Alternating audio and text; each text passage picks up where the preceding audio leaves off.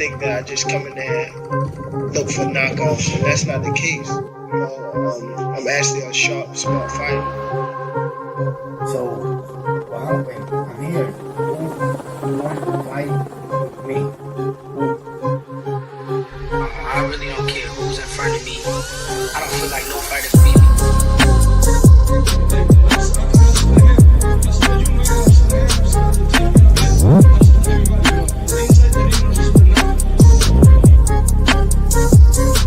Our goal is to demolish everybody, to be honest. Everybody that's in my way. The pinnacle to any weight division is to have all of the belts, all of the titles.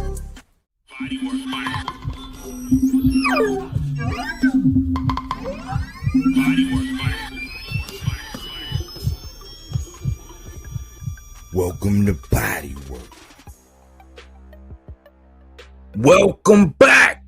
It's Michael Rogers. Welcome to Bodywork Boxing. It feels so good to be back.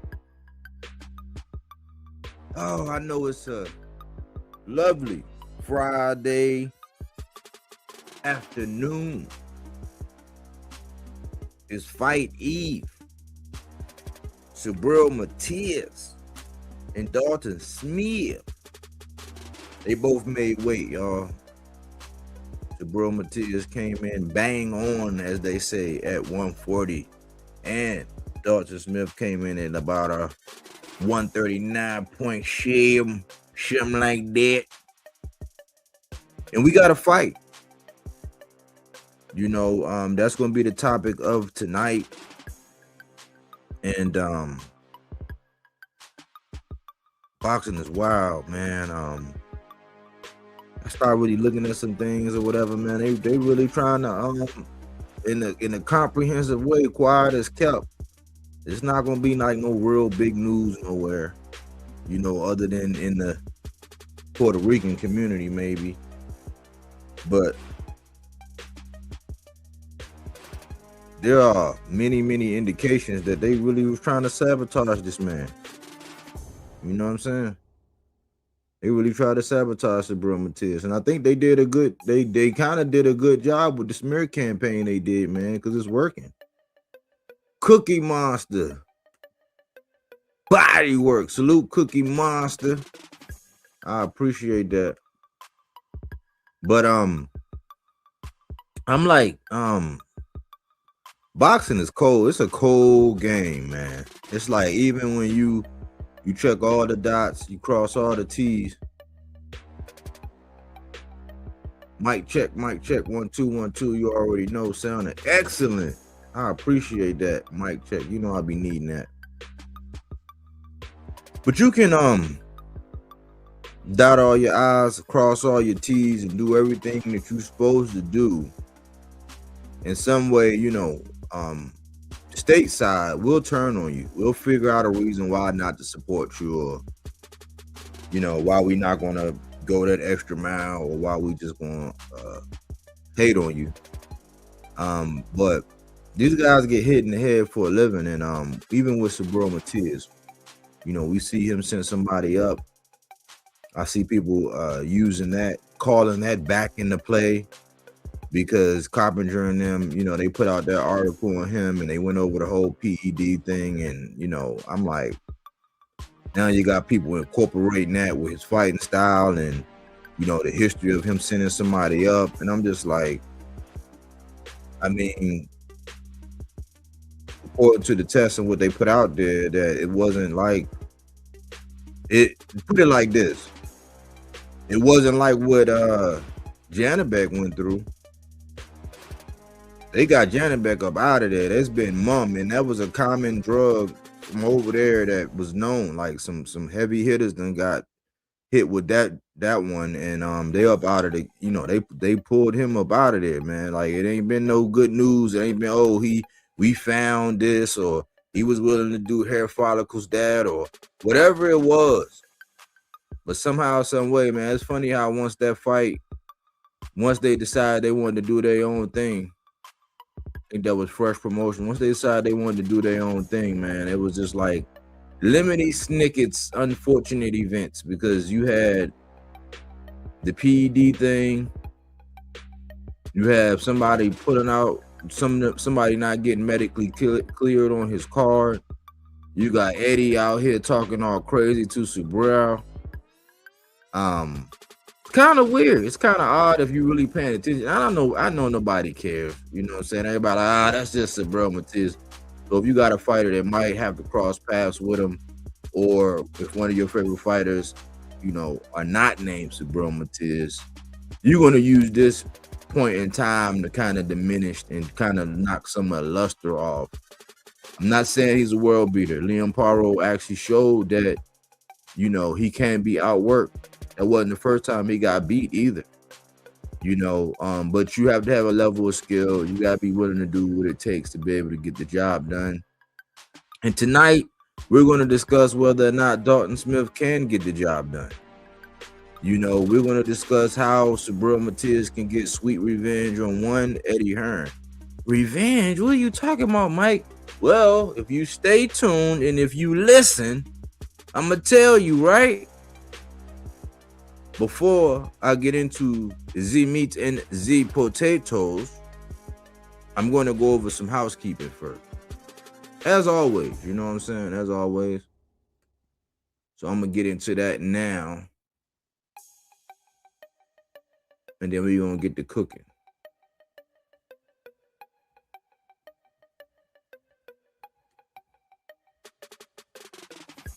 You know, I was thinking yesterday, I did my housekeeping yesterday.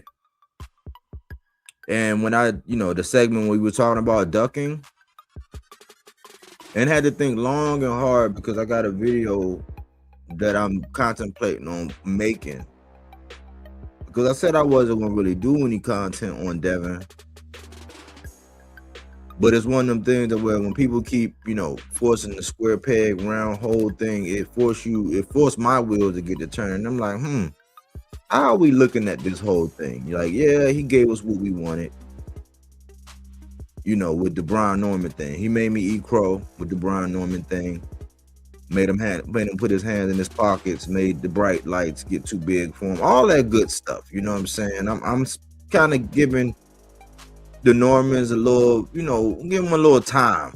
You know, I mean, the first time they're really dealing with something like this. You know, they were unstrapped. You know, they was in my adversity university for strap relief. You know, that's a appalling thing. One day you champion in the world, the next day you just another person lacing them up. So I gave Devin kudos for, you know, breaching the obstacle of one Brian Norman, and I was letting him live. And then I was like, okay, we're going to see what he's going to do, because hopefully he's back on track and he can continue to dare to be great and do things like that, because that was one of the things, aside from actually fighting, when he moved up and he fought Regis. You know, I used to like Regis a lot, you know, as a person mainly. But, you know, one of them guys in the 40 division where he don't get a lot of support, like outside of the mainstream. So I was trying to support him and do my thing. So when Devin moved up and fought him, I was like, cool. And he shocked the world with that. Then we found out he had a one-way rehydration clause. And I was like, oh, that's why Regis looked like that. Okay. Now it's making sense, because I've never seen Regis look like that. Now, Regis didn't look too hot against JoJo Diaz, but I've never seen Regis look the way he looked when he fought Devin. Dev Wall, salute. Bodywork box. Salute, Dev. Salute.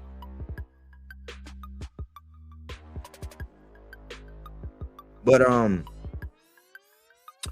I've been evaluating everything, right? And since we was fresh off of the duck talk, I said, man, I can't just outright come out and label Devin a duck, even though there are instances where I can prove and I can use factual information for how he maneuvered, you know, and how he's making moves. But according to the criteria that I laid out, I was like, I can't come out and just outright paint him as a duck.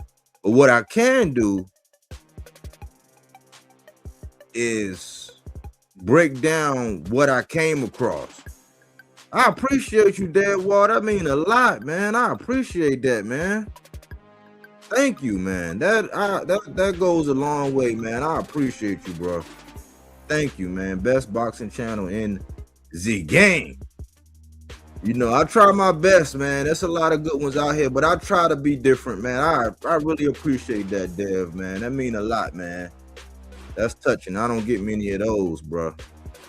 And I be putting in that work, so I really do appreciate that, man. I really do, man. Thank you. Thank you for real. You know, but on this Devin thing, you know, it's like I want to like him. I just don't. You know what I'm saying? I mean, I like him in essence, and I think aside from him trying to be something that he's not, I think at his heart of hearts, I think that he's just one of them guys that's influenced and getting pulled in different directions, and he allows people to kind of like tell him, "Oh yeah, that sounds good. Yeah, do that. Yeah, yeah." And he's like, "Oh yeah, y'all want me to do that? I should do that. Okay, cool." So we don't really, I don't think we ever really get to see like the real Devin, you know, because it's hard for me to believe that he is actually the kind of guy that I have and imagine him in my mind. But one of his biggest fans from the Gaslighting Voice basically did put out a short. And the short was that Devin should move up to 54 and take on the likes of somebody like Earl Spence. Now, I've pointed out several things that was utterly wrong with that situation. One, if it's not good for the one goose, which, you know, no pun intended, Virgil Ortiz is getting painted like a goose right now in this situation. Because a couple months ago, the guy that's challenging him now, he actually did the strategic duck. But now, you know, I'm not sure what, you know, whether it's a Muscovy Drake, whether it's Indian Runner, you know, whether like that's price out, and that's strategic. We can't label, or maybe a black duck, fearful. We don't know. He could fall in several different categories, and that conversation keeps going, and that's part 2 of the housekeeping. But when Virgil is attached to fighting Earl, I don't want to see Earl come back, you know what I'm saying, like, unless he really Earl don't do tune-ups. I don't want to see one of my favorite fighters come back unless he get a tune-up. I don't want to see one of my favorite fighters come back until I know who his, you know, new coach is, and I see some things and I know, because I'm not one of them guys that's going to push him out just so I can do content on him. I want him to be all the way 100 because I actually care about the dude. You know what I'm saying? I care about Earl Spence, man. Earl Spence provided a lot of entertainment. He's a stand-up dude. He resonated. That energy is infectious. You know what I'm saying? So I'm not going to shy away from saying that I'm a fan of anybody that I really rock with, and I rock with Earl Spence. I do not want to come. I don't want to see him come back, you know what I'm saying, just to get a bag. Now, if he want to, I ain't gonna stop him. Get your money, little duffel bag boy. I ain't. But like, it's wild how they say Virgil Ortiz is wrong, and they are roasting the shit out of him for even thinking about fighting somebody like Earl Spence, when that is a big fight. When, because of the X factors, the unknowns surrounding Earl Spence, him coming back, them both being in Texas, and even though Earl Spence is a U.S. Olympian, he still got kind of like one of the purest Mexican styles. He's not a rock'em sock'em robot. He's very skilled in what he do. Michael Irvin said he be breaking niggas. You know what I'm saying? Like he transfers that energy to his fans, and when you see him, he do relentless body work. You know what I'm saying? Like, my original logo was Earl Spence and Lamont Peterson, where Earl going to Lamont Peterson's body. That was my original logo, and then I formed my own logo, and that's what the Bodywork logo is. It's like somebody going to the body. It's like Earl Spence going to Lamont Peterson, the guy from the DMV body. You know what I'm saying? Lamont Peterson, you know what I'm saying? Salute to him. But they have that style, they have that history, they have that Texas stadium, they have, you know, money that could be made. It's a Mexican style. It ain't gonna be no running. Ain't gonna be no, oh yeah, this is the sweet science and what he did. Yeah, the only sweet science is somebody's gonna get touched to the body, that signal gonna go up to the brain. It's gonna be a delayed reaction, and somebody gonna fall and drop to the canvas. That's the only sweet science we really gonna need to know about on that night, because somebody is going down. It's gonna be like the purest version of a Mexican standoff that you could ever see. And there are question marks in that, which makes that fight intriguing. And it would satisfy Ortiz getting a bag, Earl getting a bag, like them getting close to whatever it is that they want.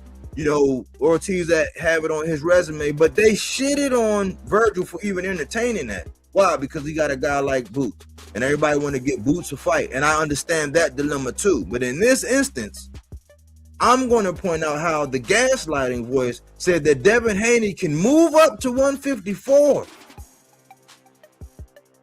to fight Earl. Now, so not only is that a cherry pick from inactivity, somebody long in the tooth, you know, that's a different era. So that's a guy that's like ahead of your time. So that opens up the door to like Keith Thurman. That opens up a wide variety. But guess what? That opens up the door to say, hold on.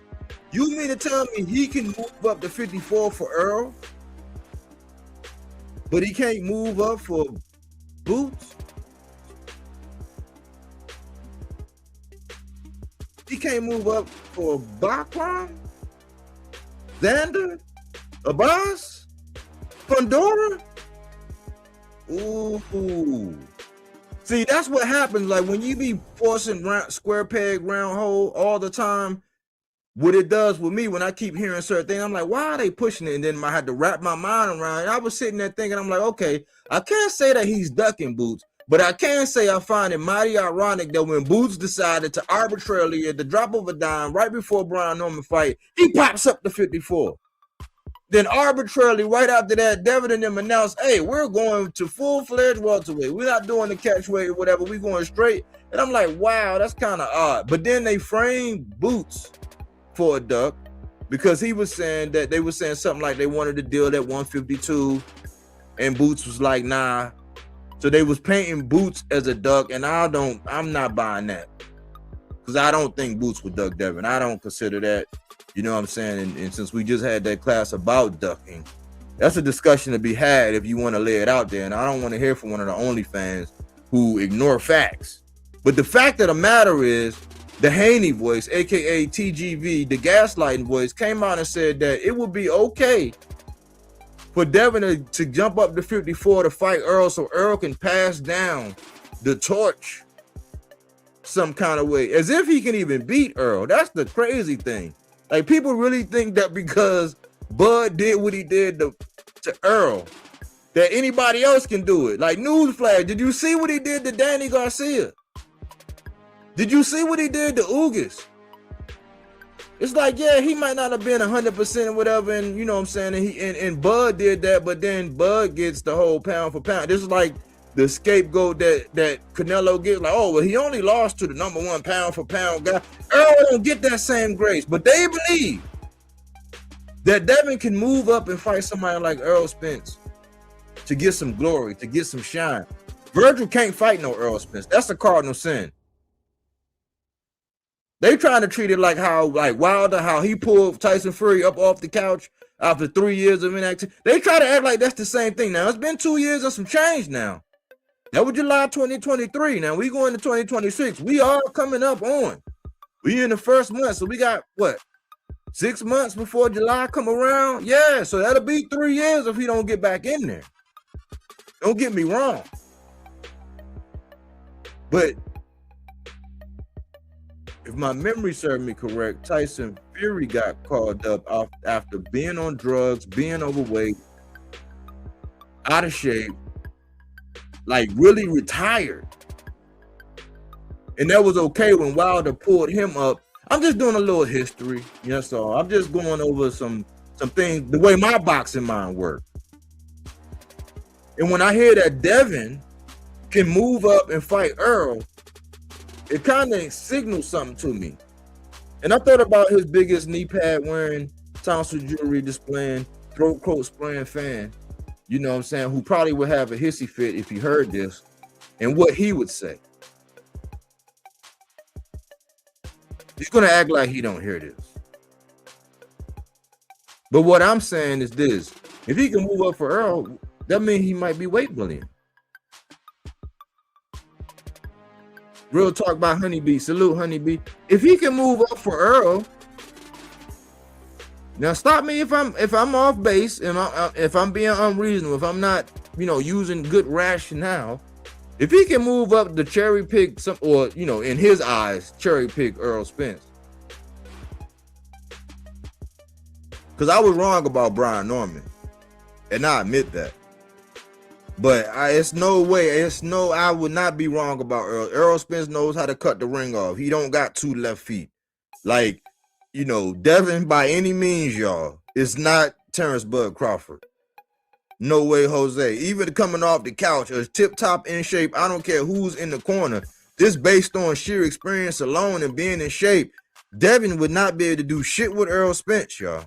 But the fact that his biggest fan, his biggest promoter, Ness, says he can jump up and he's okay. He will be campaigning for that. That means he's not ducking. I can't say based on my thing, because I said, hey, listen, was it an offer made, or was it just a call out? No, this wasn't even a call out. This was a delusional ass fan pushing the envelope, gaslighting, and doing something that they always do. Trying to force the envelope. And in doing that, it made me think, okay, he's not ducking a whole 154 division. Well, what is he doing, Mike? He's weight bullying the division that he's currently in. It's the same thing. It's almost as odd. Why? And I'm going back through history, because when Tank did this, when Tank jumped up to 140, he fought Mario Barrios. For one, they had a problem because it was for a secondary belt. For two, they said Josh Taylor was the man, and he's not fighting the man. I remember, because he got flambéed, he got roasted, he got shot on for years. Still to this day, that's still a talking point. Even though Mario Barrios went on to become a welterweight champion, division above where they actually fought. But when he did it, Tank got shot on for picking they said he was the weakest link. So now everybody get to pick. So now Shakur, he get to jump up and announce that, oh yeah, I'm just going to jump up here, get this belt, let this go, let my partner have it. And I'm jumping back down because I'm really a lightweight. Y'all see how precedence has been set? So now their Ness introduced this idea that Devin can go up, get a little Devi. I mean, get a little Earl Spence, get a touch of Earl Spence, get some glory, wipe him out the way, add to his resume. And then what? But if you ask him, okay, well, why you not going up there to tangle with Boots? All right, I'm gonna let that go. EJ can still cut the ring off. Dev and his team should think twice about the fight, especially Spence feeling stronger. Exactly.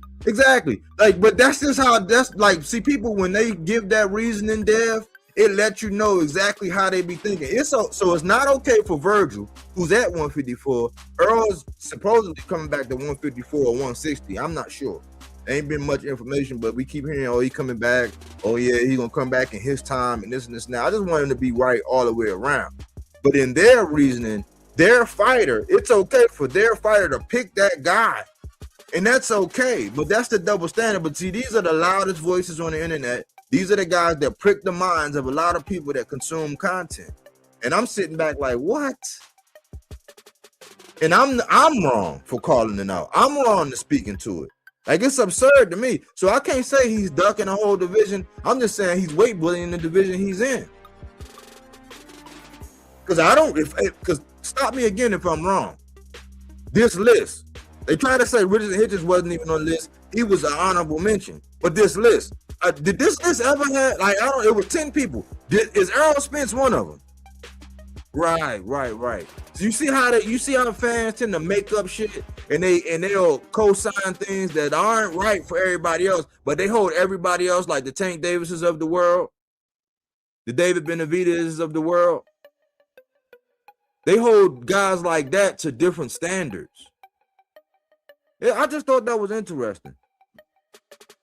Thomas Hill, Bodywork, boxing. Salute, Thomas Hill. I appreciate you coming in the building.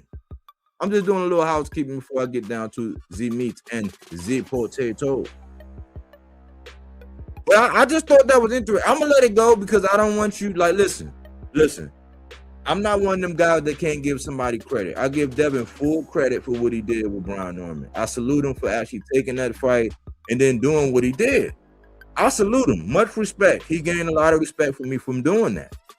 I just wanted Brian Norman to win because I thought that the mentality he has, being a people's champ, meaning he's going to do what the people want. You know what I'm saying? We're going to get the fights that the people want, messing around with the Brian Norman.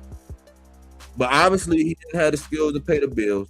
Devin had the skills to pay the bills on that night, you know, and Brian got to go back to the drawing board. But it was a big hit to the boxing world because instantly we lost the people's champ. He was new, he was fresh, you know what I'm saying? He had things to learn and grow, apparently, you know what I'm saying? But like between his power, his charisma, the way he handled everything, and the way he approached smoke was more of what I wanted. Not this picking and choosing stuff where it's like, oh, okay, you can go to the senior citizens home, you can go to the junior college, you can go to the what you call it, AAU, and get you somebody. You can go to the casino and grab you a guy, you know what I'm saying? And yeah, he's good. Look at him, man. He only lost twice. Oh yeah, you know. No, man, no. You know, I like people's champs, man. You don't gotta do everything that I want you to do, but do some of the things, or at least have a style that we just want to see against anybody. I heard somebody make an argument about, okay, they don't care about who their fighter fights because the fighter is so exciting. It don't matter who get in the ring. And to a certain extent, I can get down with that. To a certain extent, especially when people start moving funny. When people start moving funny and ducking and dodging and finding all kind of reasons to not, like when the pickings get slim, then I can rock with that. But for the most part, man, I'm not with this us holding one boxer to a certain standard, us hold one boxer's feet to the fire, and then us having to go along with the flow while other people can just go willy-nilly all over the place with the dumb shit that they be doing. But I'm going to digress off of that, and I'm going to transition into the next thing, because it kind of ties in. Eddie says Boots versus Virgil is the best American fight right now. That's what he said. That's the best American fight that could be made right now. In my opinion, Turkey's silence says otherwise. Y'all remember when Turkey told Boots, he's like, you know, he went on the gaslighting voice with Ness, the captain of the ship. He told him, oh, you know, he comes to me, you know, he wants 2 tune-ups, and I tell him, hey, listen, go with Eddie if you want tune-ups. Come to me when you want a big fight. You know, I'm only here to make big fights. So obviously, Boots versus Virgil was not a big fight. Turkey was lying once again.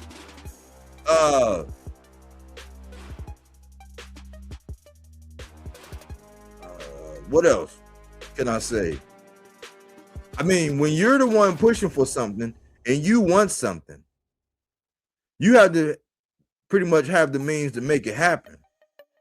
So either they're not as financially invested in you, because I can't help but point this out, y'all, and I got to keep doing this. And I hate to sound like a broken record. Not too long ago, it was a guy named Ben Whitaker. He fights at 175. He left what? Frank Warren and them? He left Frank Warren and them. And guess who he signed with? Eddie. And guess what they did? They did the Jerry Maguire. They did the whole show me the money. And guess what? Eddie showed him the money. But all of a sudden, right, we supposed to believe that is like now they're pushing for this fight with Virgil and them. We're supposed to believe that they don't have no money. But they just gave Ben Whitaker money. And I'm gonna tie in the last one. This new chick, this Elif Noor Turhan, she just got a multi-fight deal. They showed her the money. But if it's the biggest fight, like it's a head scratcher. Because in one breath, you're telling me it's the biggest fight. You probably got the best relationship with the zone. But it ain't no money for the biggest American fight that could be made, Eddie. We're not supposed to analyze that. We just supposed to let you go. No, we've been watching for too long, Eddie. You sold Boots and them a dream. You're the best at going over to America, procuring American talent, and then building your guys across the pond off of those. Like, because think about it, he played keeper with it. There was never a discussion about Boots ever fighting Conor Benn. That's in-house. That's just add water. That's letting Boots go ramshot on Conor Benn at home. Conor Benn can take a loss. He could take an ass whipping. He could take a licking and keep on ticking. If you were going to do anything for Boots, you would have let him fight Conor Benn. Over there. That's just add water. That never happened. But you let Conor Benn go around, he's talking about fighting somebody like Shakur. He's standing in line talking about Mario Barrios and Rolly and all this other stuff. Come on, man. But Turkey is silent. He said, call me when you want the big fight. So according to Turkey ain't got to say nothing, because he said when you want big fight, and Eddie Hearn, his right-hand man, a.k.a. his dude boy, is saying this is the biggest American fight that could be made. But Turkey ain't saying, hey, man, go grab my purse.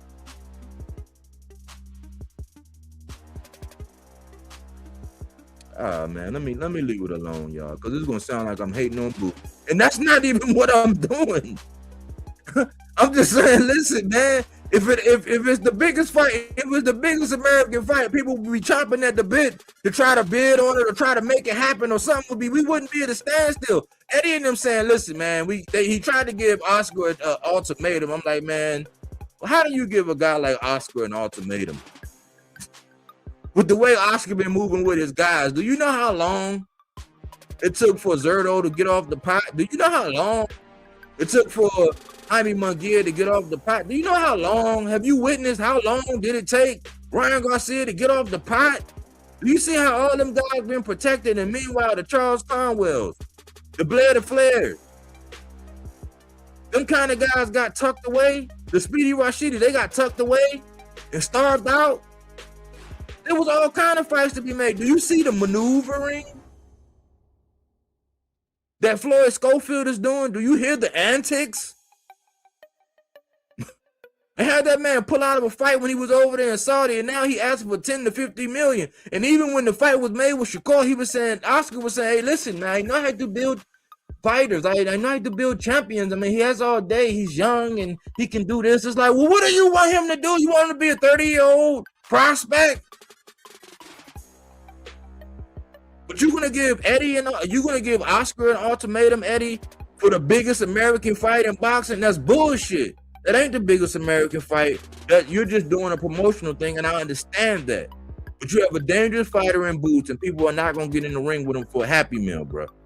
And it's not up to Oscar and them to produce the money because y'all want to fight, and y'all arguing with them about being the A side. And I thought that if you the A side and you got the money, and then you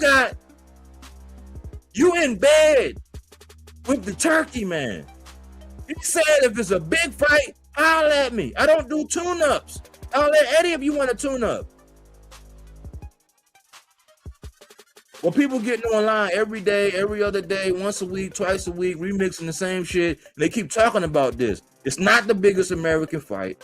If it was a fight to be made, they should be able to produce the money. If not, move on. The clock is ticking. There's so many bodies out there. Speedy Rashidi just said he at 54. You got Blair the Flair, he out there. He need a fight. It's Charles Conwell. You can dust him off. Chino Perez, the guy who Xander beat. It's all kind of names to mix it up. Because Baccarat is busy now. Or you can wait till after they fight. They getting ready to fight soon, so you can wait till after they getting ready to fight in the month. You can wait till after that, and then you can, you know what I'm saying, do your thing.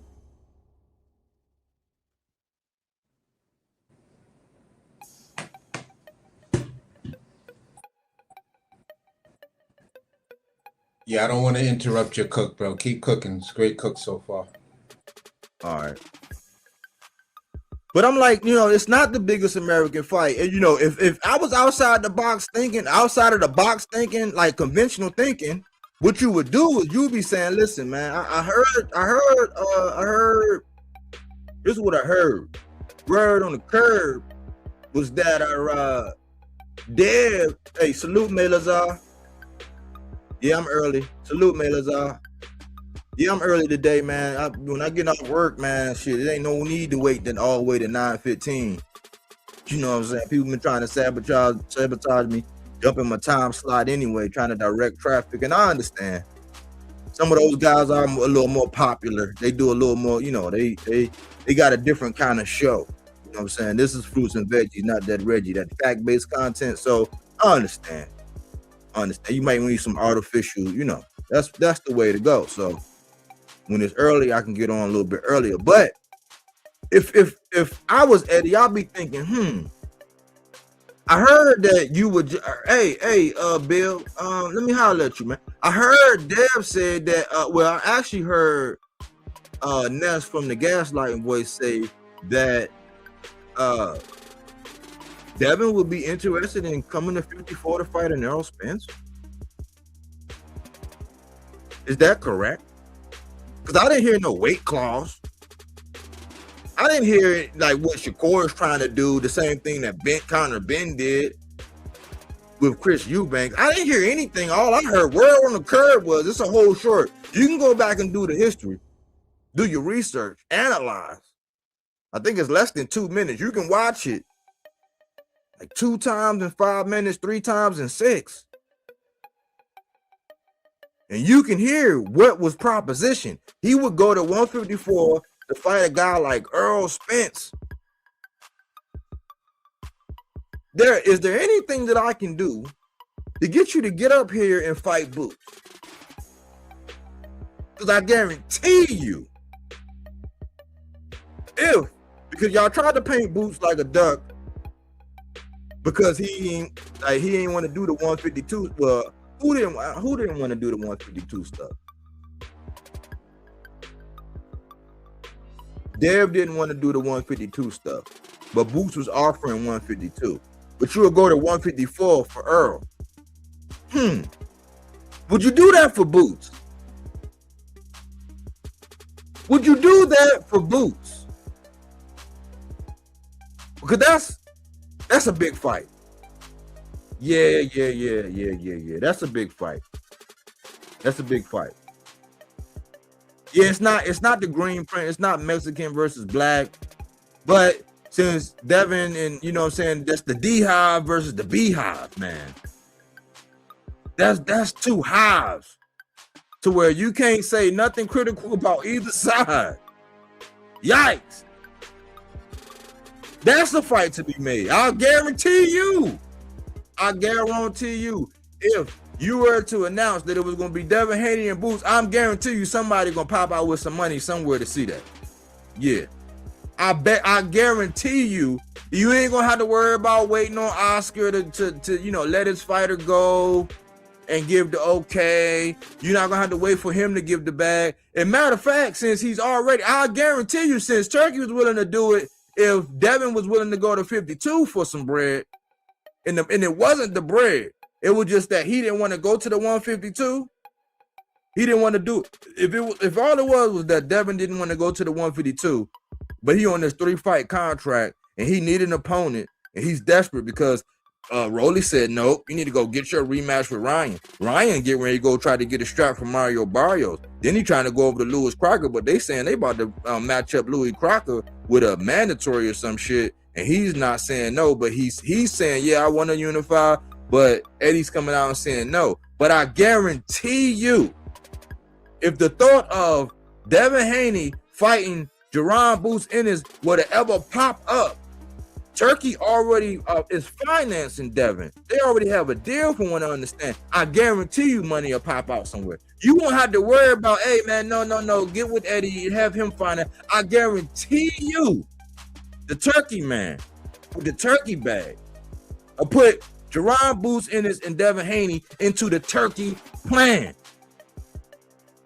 Damn. That sounds like too much of an idea. That's too good to be true. That'll match. Listen, Boots can't get a fight. Devin is legacy. Devin saying he'd go to 54 for Earl. He can do it for Boots. Then we can see who's the truth. That just sounds too much like right, Mike. Anyways, I'm gonna get up off of it, man. That's part 2 of the housekeeping, man. But who is Elif Nur Turhan, the IBF lightweight champ?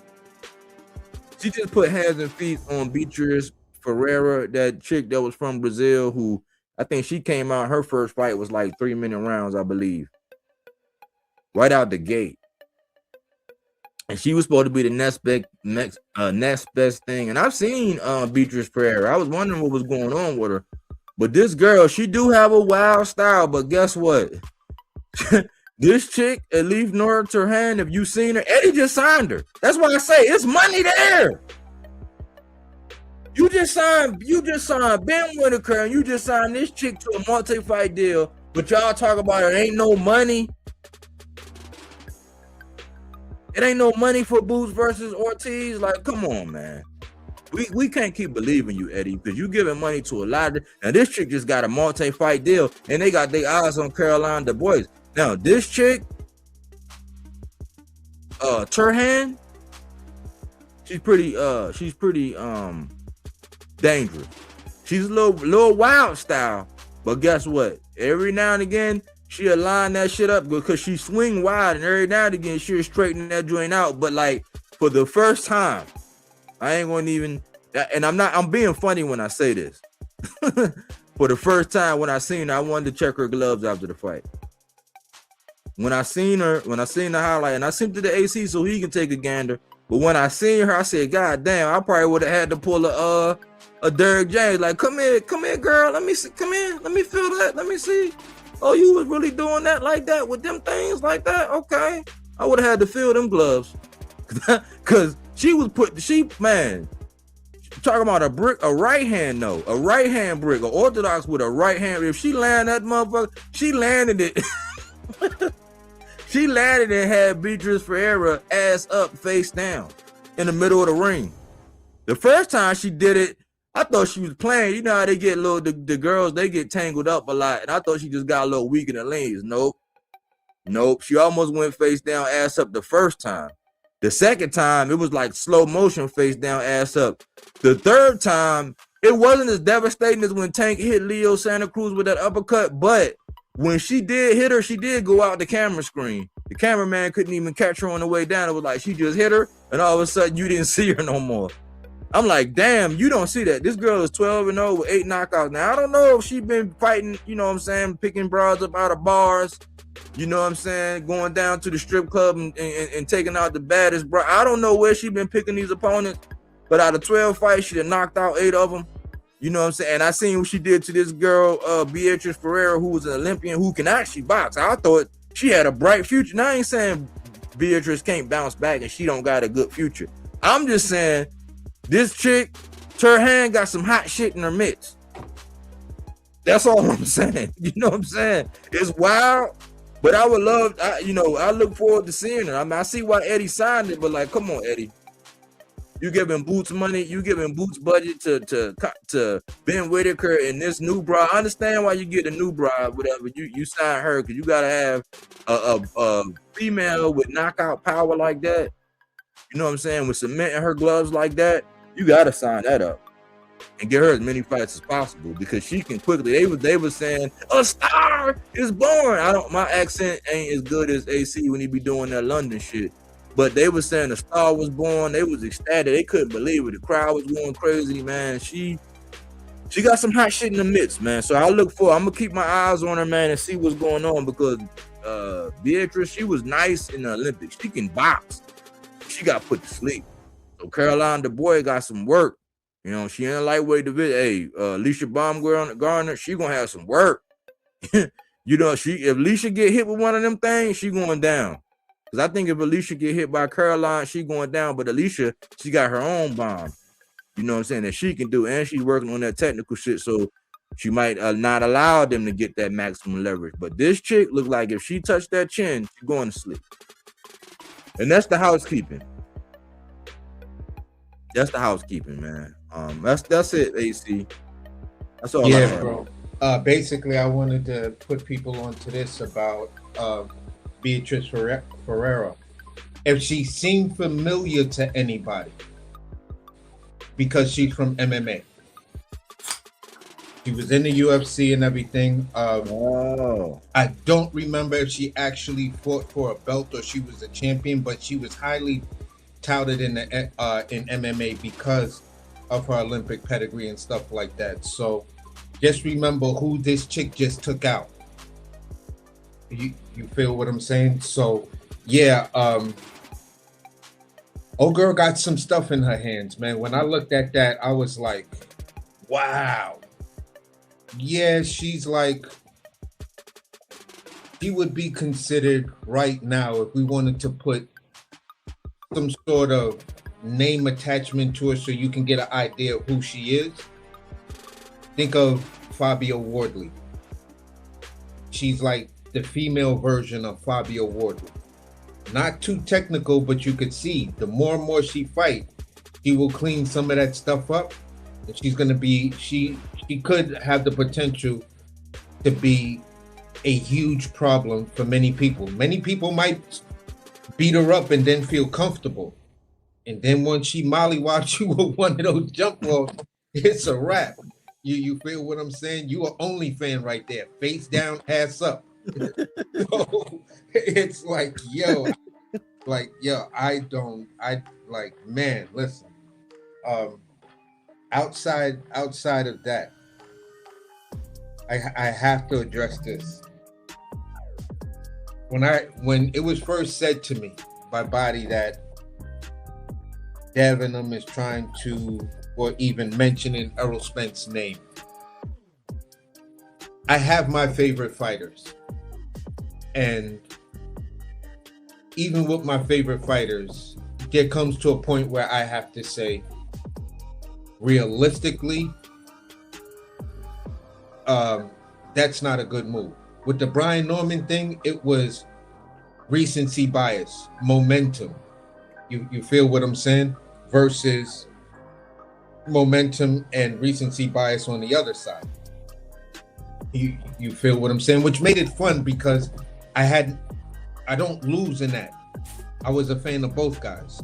Mm-hmm. So at the end of the day, when I look at this situation, I could probably say I might be a little bit more of a fan of Devin Haney than Errol Spence.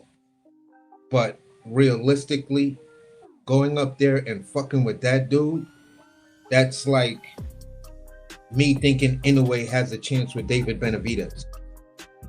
Like, it's just too much. That's your Drago, bro. You can't win. So I wouldn't suggest that. The whole Boots situation, that can get very, very sticky for you. Because I'm in the same camp. If you're going to try to mention Errol Spence, who's on a layoff, right? And there's no tall tale signs of when we could say 6 months, 3 months, 8 months, when he's coming back. For you to try to do some shit like that, no. When there's an active young man right there who's struggling to get a fight. If you want to prove you're Debo Dev, you're the dude that, you know, the media is trying to give you, you don't need Errol Spence's name to pass you down shit. All you got to do is beat Boots. You beat Boots, nobody hands you down the fucking thing, bro. You'll be the guy that they'll be talking about moving forward. When you get close to that, who are you going to hand it down to? Because they're going to say, you got a Loma, you got a Regis, you got a Brian Norman, you got a Cambosis, you got a fucking Jerron Boots Ennis. Hey, that would be like, now he do that, he fuck around. That's what I'm saying. Like that, you talking about being lit. You talking about me saying, all right, man, hey, you got it, Deb. I ain't gonna even talk about you no more. Actually, I'm gonna do some content. I'm gonna fuck with you if you do that. I'm gonna fuck with you. Like, you got me all the way off your back. You go in there, you do that, you got me. I'll convert. I ain't gonna be an OnlyFans now. You know what I'm saying? But I'll convert. If you do that, you sign up and you go fight Boots. You will win me over. I'll be like, yeah, yep, Devin made me a fan. You go do that, I'll say Devin made me a fan. Yeah, because you are, in my opinion, you are the leader of the new school. If you do that, now, you got to do that now. It's a caveat. I'm not a Devin fan. Like, don't get it twisted, y'all. Yeah, anything else besides that, nah, it ain't gonna cut it. Yeah. You know what I'm saying? It ain't gonna cut it. So basically what I'm saying is this. You attach your name to Boots and you aggressively go after that fight. We looking at you as the true leader of the new school, because you doing things that people are like, man, listen, there's only 3 fighters in all of the industry that's really doing it like that. That's Dev Haney, David Benavidez, and Abdullah Mason. Bam doing it too. Yeah, my bad, Bam. Bam. Gotta throw Bam in it. Yeah. So, but yeah, you're right. So those are this era's 4 kings. You feel what I'm saying? The guys that are looking to conquer territories, expand the kingdom. You feel what I'm saying? Either you get down or I'm gonna lay you the fuck down type of attitude. So when it comes down to stuff like that, okay, I'll fucks with you. You feel me? But at the end of the day, that's all I got. And yeah, just that little caveat right there. The Turk's silence. I don't know if that Boots versus Virgil fight is carrying the amount of weight to where y'all trying to build it up even more. At this point, to me, this shit is like at the stage of being overcooked. I'm like smelling it. I'm like, whoa. We are past the flavor point for this shit. Take it out, let it rest. You know what I'm saying? And as soon as it rests, cut it, because I think it's bitter right now. Or starting to go ahead. So let me ask you something, man. Like, cause I'm trying to clear myself. Like, I'm not a Boots hater, right? I'm just a boxing purist, right? And am I off by saying, okay, Turkey, this is what Turkey said. No, you wanted 2 tune-ups. Holler at me when I want a big fight. If Eddie come on and say that this is the biggest American fight, why isn't Turkey inserting himself? Why isn't Turkey, putting out the money? If Eddie is saying that this is the biggest American fight that could be made right now, which is kind of like a stretch in my opinion. I like the fact that he's willing to sell out like that. I like the fact that he's like verbally, at least in the media and in the videos and the hot takes, he's selling out in that way. He's not selling out with the purse, with the money, but like verbally, he's doing what Eddie do. Why isn't Turkey inserting himself? Because the value of the fight at this point, it's there. To try to promote it the way they're going to try to drag it out instead of being honest about it. I don't think the Turk is on board with that. I think the Turk is just probably more on board with saying, look, we give a clear timeline. I'll give you this fight. I'll give you this fight. After those 2 fights, we are looking at this fight.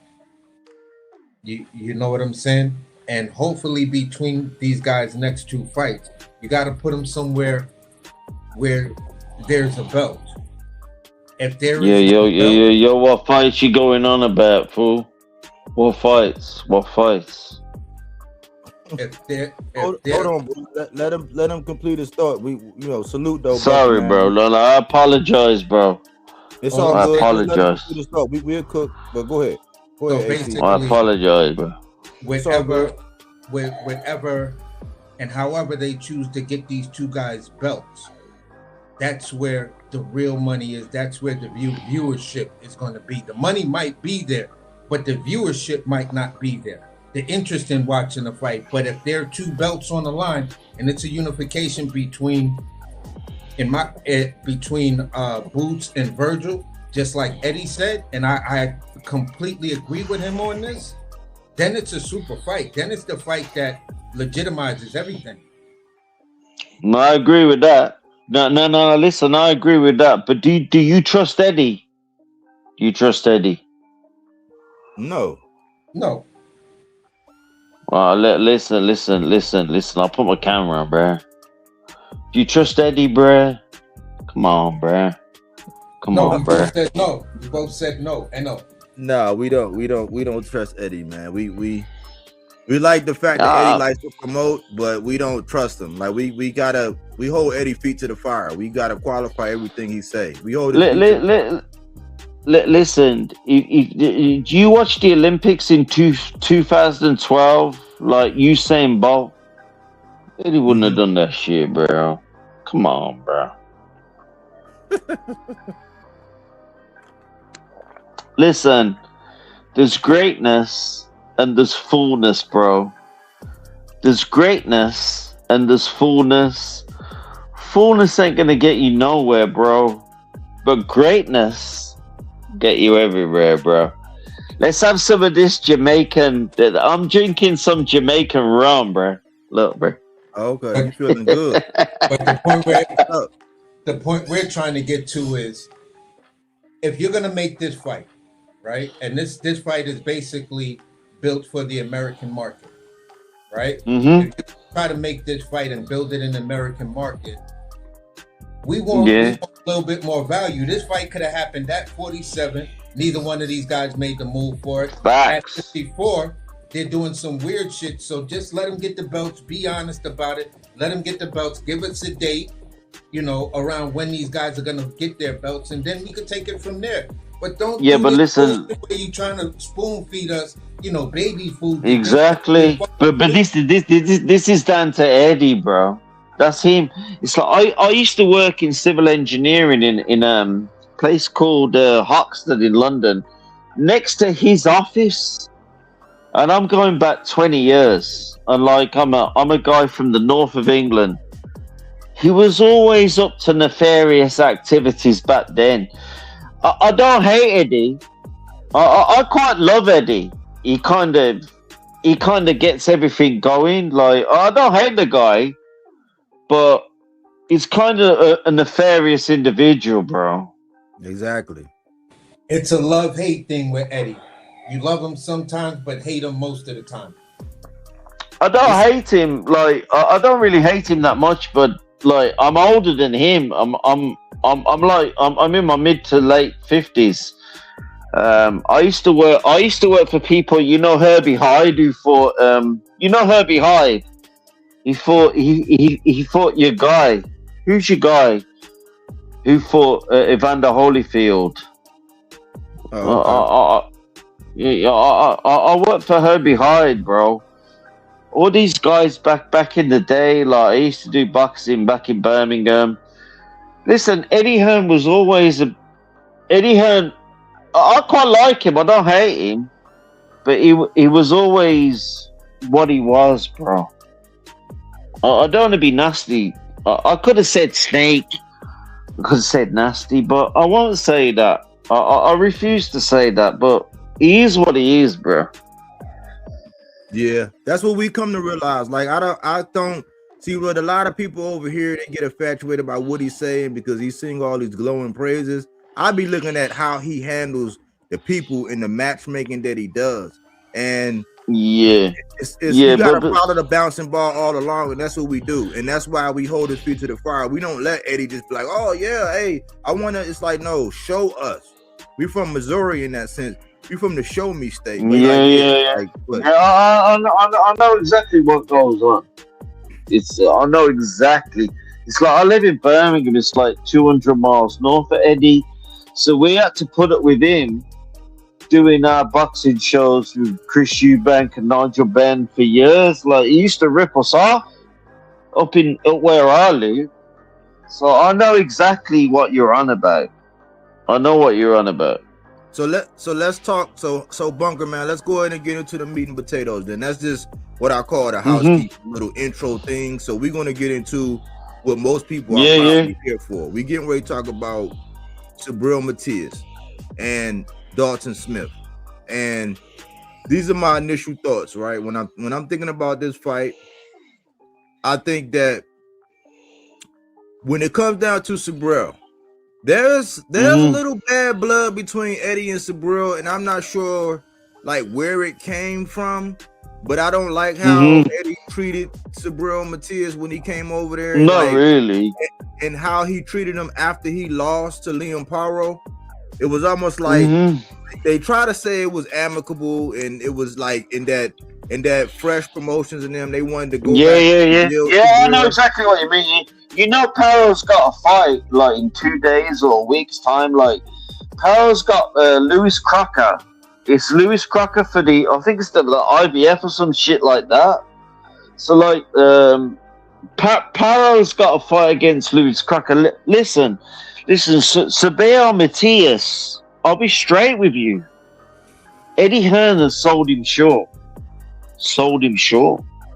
Because that is what Eddie Hearn's about. All Eddie Hearn is about is selling fighters short. If you can get them early, sells them short, and he dushes them off, that's all he's about, bro. That's all he's fucking about. Listen. It's all down to the knowledge of the individual that you're dealing with. That's what it's about. So I'm just saying, bro. It's like take it where you want. You know what I mean? All right. So let me lay it out, and we discuss it. Let's lay it out. Let me lay out. Yeah. Go for it, bro. Go for it. All right. I appreciate your input, though. But yeah.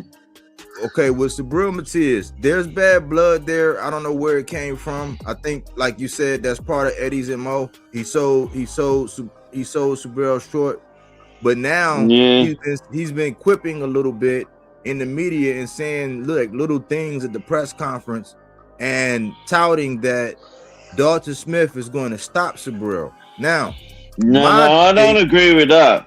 I don't agree with that. But I don't agree with that. When I look at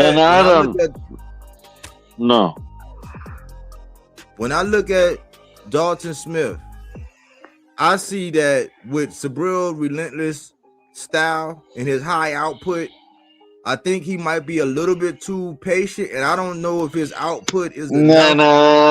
Listen, there's a difference in terms of what goes on in the gyms here, yeah. So they're going on about Dalton Smith and all this shit, yeah. It's like I'm nearly 60 years old. I'm an old guy. They don't know what they're fucking talking about. I used to train with fucking that fucking fat motherfucker, yeah. Fucking Joe Egan used to train with Mike Tyson. I used to train that motherfucker on the fucking bags, yeah. He used to do all this shit. Listen. Whatever's going on with Dalton Smith and this Subriel Matias fight is completely irrelevant. It has to happen when they fight. It doesn't matter what's spoken at your mouth. It's gonna happen when it happens, and that's when they have a fight, bro. So I was trying to get to the matchup and how I seen the match going, but you tell us how the fight gonna go. No, I'll tell you what's gonna go. I think Matias is gonna stop him in the 12th, bro. Maybe the 11th. Maybe the 11th. Okay. So I don't think that guy's that. I don't think he's gonna get out of the 10th, bro. Okay. So this fight with Dalton Smith and Subriel Matias is a stupid fight. I don't really take it that serious. Do you understand what I'm saying? I don't really take it serious, bro. Yeah, I feel you. So I'm gonna go 10th. Have you been watching the attack on Venezuela, bro? No. If this guy thinks he's gonna walk up and like take Matias out he ain't gonna win, bro. This is some Puerto Rican shit, bro. Yeah. Listen. The world has changed. Everything's changed, and this Dalton Smith guy, yeah, you can have all your flags and all this shit. You're gonna have to knock him out, bro. If you don't knock him out, you're done. You're done. Done. If you don't knock that guy out, you're done. I'm gonna say one thing, yeah, about Puerto Rico. You don't fuck with that place like Jamaica. You don't fuck with Jamaica and you don't fuck with Puerto Rico, bro. It's like these are tiny little places with mans that run everything. They run music. Puerto Rico and Jamaica run music, yeah, in the UK and in America. They run absolutely everything in terms of culture. Where does culture come from? Comes from Jamaica or Puerto Rico. It's like everybody's fruity about these places, yeah, but they're jealous. They're jealous. They're jealous of Puerto Rico, and they're jealous of Jamaica. They're jealous man. Oh, sorry, bro. I'm sorry. It's all good. But it's true what I'm saying, yeah. It's true what I'm saying. They're jealous of Jamaica. And where are you from, brother? I'm from Maryland. I'm from Baltimore. Baltimore, bro. Well, what's your heritage in terms of your DNA, brother? I'm just black. Just a big black guy. You gotta have some area, bro. Come on, man. Come on. I mean, I don't really subscribe to all of the things that a lot of people have said. I've come to realize that I don't think that I'm from across the pond anywhere. You're Jamaican. You're Jamaican, bro. Come on, I don't bro. know. You know what I'm saying? I haven't went to. Listen. You need to get your heritage. You need to get your certificates. You're a Jamaican guy, bro. Listen, the whole of Jamaica's been running the world for years, bro. They've been running the world for years. It's a tiny island. It controlled the British Empire where I am. It's running America. Listen, it is what it is, bro. You need to embrace who you are. Yeah, I probably do. When I went there, they called me Rastaman. They like Rastaman. No, listen, you don't want to be listening to Americans, bro, because they're idiots. You're a Jamaican. Nobody messes with the Jamaicans, nobody messes with Jamaicans, bro. It's the most.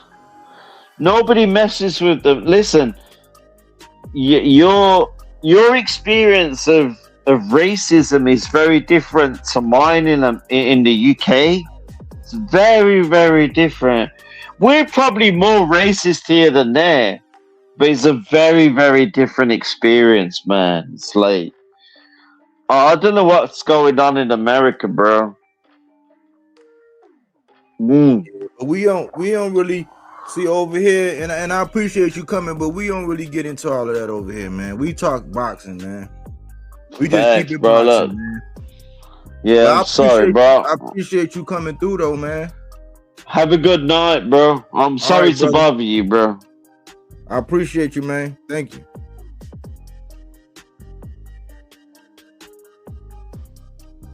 Yeah, AC.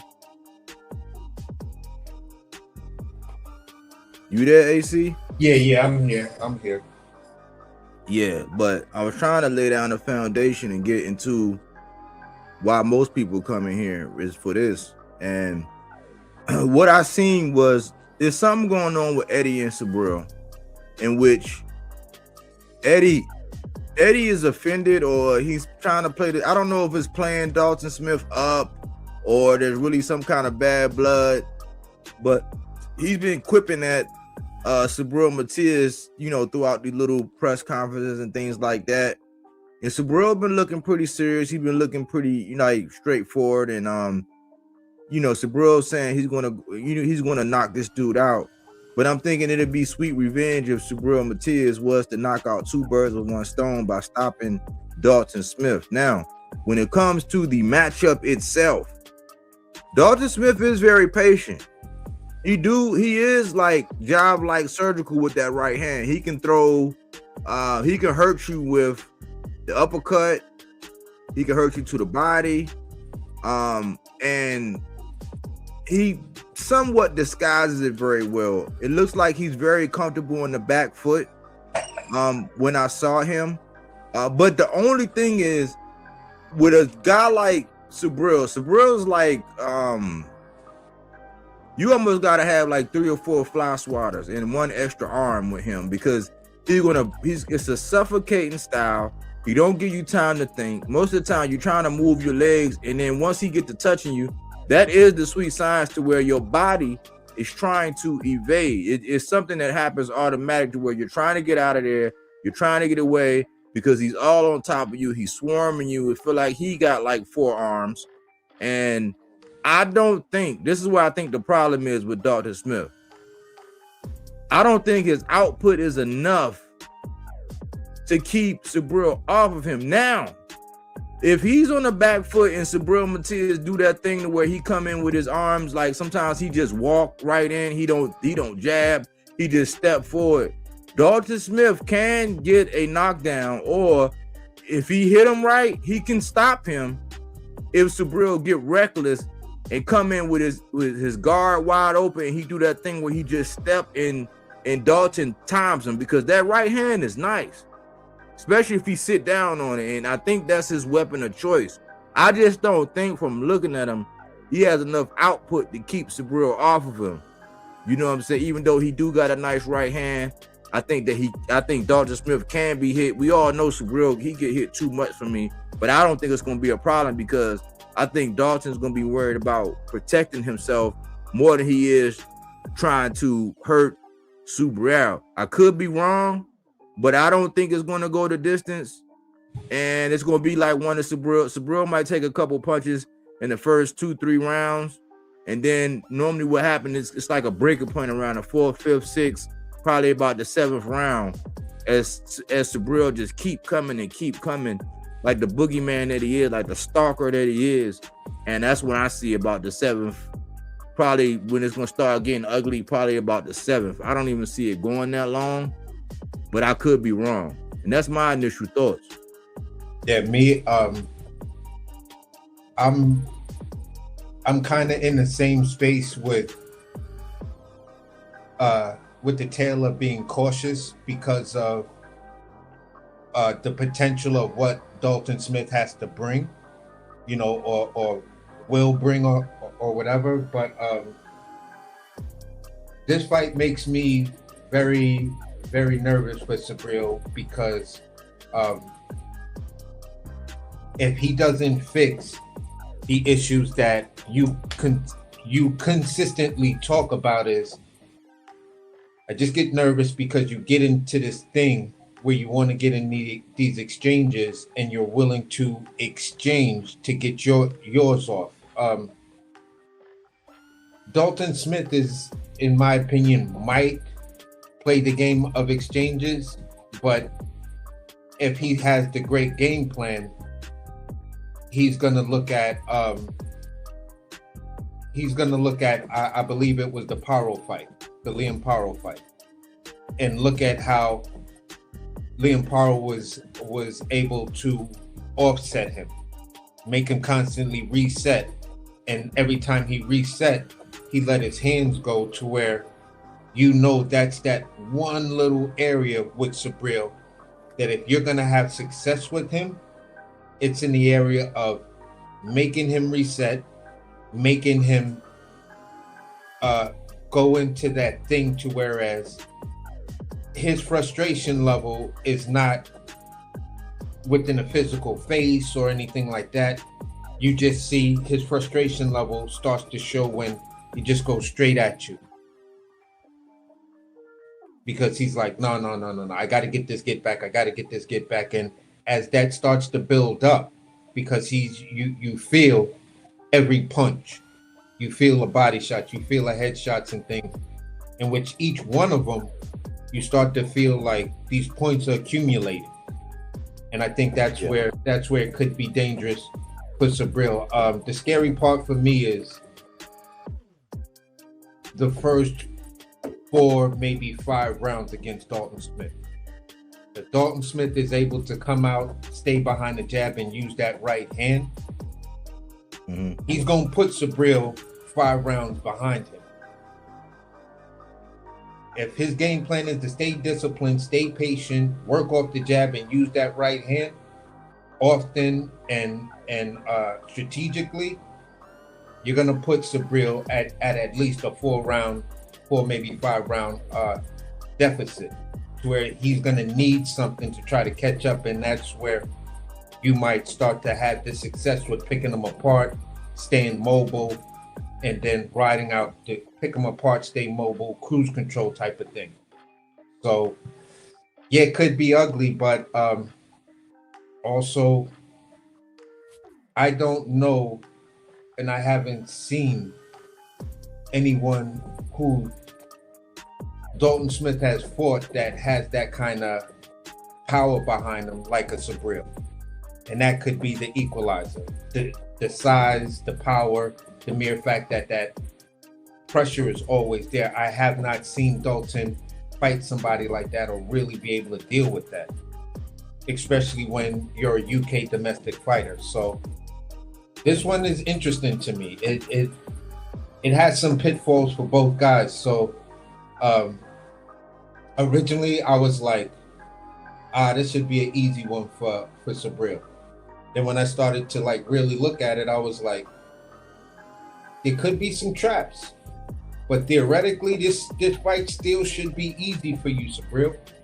It's made for you to win, but you have to be disciplined. You have to stay on target and not get frustrated and limit the amount of punches you're going to take. Like maybe when you throw your shots, I don't know if it's an issue of you having your head still on the line. Yeah, I was trying to figure out, because I seen when he stopped Sean Jose Zepeda, and in his prime, like, you know, Zepeda was pretty good. He could put you down. I think his specialty was more on his offensive side, not his defensive side. But I saw that he stayed on the back foot. Sean Zepeda, he didn't have, and that's, I keep saying Sean Zepeda or Jose Zepeda, so people don't get it twisted with William El Cameroon Zepeda. It's different. Sean Jose Zepeda is the one that actually fought Regis. That's how Regis was able to get the strap when he lost the strap to Josh Taylor. When he finally climbed back around and got back into the game, that's where he actually got his strap again, when he became 2-time champ at 140. That's Zepeda. His output is not that much. And I've never had salute Jose. I've never I don't think I've seen any of the opponents that Dalton Smith has faced that has the output of Subriel Matias. And for me, that's always like, I don't care, like, and I've seen, and this the thing, I would say Dalton Smith got a puncher's chance. He has a puncher's chance, but like I've seen Subriel take some vicious punches. Like I'm talking about, and this, because my theory as far as Subriel and how I'm like, man, he be getting hit too much now. Like, you know, my thing is, because like I care about the dude, man. Like, he's been entertaining. Like, he's been a buzzsaw. He's been a boogeyman. He's been like a people's champ. Every time he had a belt, he's been that kind of guy. I'm just concerned that as he gets older, I think he 31 now. Is he 31 or 33? 31, between 31 and 33. Anyway, he's getting hit more. But earlier on, man, I've seen Subriel get waxed. I've seen him get hit very, very hard, and he might hesitate for a second, and then he's right back at it. So I don't know. I mean, yeah, it looked like It looked like Dalton Smith got some power. He's packing a nice, decent punch. But I've seen Subriel get hit by some thumpers. And you know what I'm saying? I don't think it's gonna be like between the output and you know what I'm saying, the time when he can crack him. Because boxing wise, I don't think he's more skilled than Alberto Cuellar. And his dimensions are definitely not, he's not as long, not as tall, feet not as well, but he is comfortable on the back foot, which can be a setup with Subriel, the way he likes to walk in. Like sometimes he walk in, he don't jab his way in, he just step forward. He can't get caught like that. But I think Subriel is used to that. He'll wind up, sometimes he start off like the first 3 rounds, like often, he'll start off and kind of let you hit him, which I don't like. He'll kind of let you hit him and let you kind of like wear yourself out. And then he'll flip that switch on you, you know, in the third, late third, going into the fourth, and then it's a downhill struggle from there, and you can't put up with it. Like he's too overwhelming. You get exhausted. You like, damn, I thought this dude was going to ease up. He don't go for a second win until like the 9th or 10th round, and then you got to deal with him in the championship round if you make it. So that's how I see it, man. 33, 33. Yep. So, that's what I said. The 7th. That's what I said, man. Jose said the 8th. I say the 7th. You know what I'm saying? Around about the 7th is about the typical breaking point. You know, if he's in shape, which I have no reason. Now, this is the thing. This is what I wanted to say to y'all, man. The PED thing the PED thing. I said this the other day. This PED thing was orchestrated and it was a setup. They used the media. Because remember, I told y'all, he who controls the printed page controls the thinking of this age. And people are now starting to associate the PEDs with him sending somebody up to the upper room and his performance. And I'm like, see, that's not fair. It should have never went public. And they should have because if it wasn't going to be nothing, they should have held that to the vest and only released that information on a need to know if nothing was going to be about it. So that was really a sabotage. You couple that with them not clearing that one guy to proceed with the fight, so they're trying to hamper the undercard, and it's all because Fresh Promotions won their thing. They won it, they got control over the fight, and they wanted to actually control that fight. Now, what I can say is 2 things. One, Dalton is already up against it because, you know, they have full control over the card. There will be no special cooking, no special brew, no special privileges. They're going to, you know what I'm saying? This is a card that Fresh Promotions and them got, and that's going this is Subriel's, you know, Subriel's world. The flip side to this is we know that anything where it was like, okay, it was a trace, it was contamination, it was whatever, you know that the testing is going to be very stringent and very strict, and you know that they did a lot of it. You know what I'm saying? You know, they probably wore Subriel out, like testing them like 8 times a week. They probably gave him a plethora of drugs. They probably like overwhelmed him because that's what they tend to do, right? The thing is, we cannot have what we had when Alicia popped and she got cleared, and when Conor Ben popped and he got cleared. Because if he don't go in here and stop Dalton Smith, then they're going to say, they're going to say the same thing I say about Conor Ben and how he ain't looked the same since the egg situation. The same thing I say about AB and how she ain't looked the same since her situation. And it's true, they haven't. Those were 2 of my fighters. It was in my intro. I talked about them a lot, did content on them on a regular basis. They have not looked the same since then. Now, I do truly think that it was contamination with Subriel because I don't peg Subriel as being that kind of guy. He might have been crazy. He might have been one of them like crazy kids or something growing up, like just one of them dudes that you don't want to fuck with. I know his backstory. I know he's really gangster. Like, I know he turned his life around. I know the whole story. I used to do content on him a lot. I don't got him pegged like that. Like, he's on that, like, no, it's like disrespectful to even insinuate that. That's why I believe he has to get this stoppage. It'll silence the critics because it'll be like, listen, fuck all that PD shit. That was just some shit that y'all was being messy and sloppy. Y'all try to tarnish my reputation. Now, I'm going to kill 2 birds in one stone. I'm going to prove that clean drug test, all that or whatever. I'm going to knock that out. I'm going to get revenge on Eddie, and I'm going to stop this dude and do a tighter defense all in one. and it's on to the next one so I can unify, which was what I always wanted for Subriel. What do you think about that? Yeah, I think that's pretty much a solid take on it. There are some areas where I may be a little bit different, but overall, when I assess this entire fight, looking at how they trying to diminish his name, is it one of those situations where the business of boxing is trying to look at, you know, who can be the guy who rises up to run a 140-pound division, outside of whatever's going to happen with this Shakur and Teofimo thing, to maybe try to set up the next fight after that.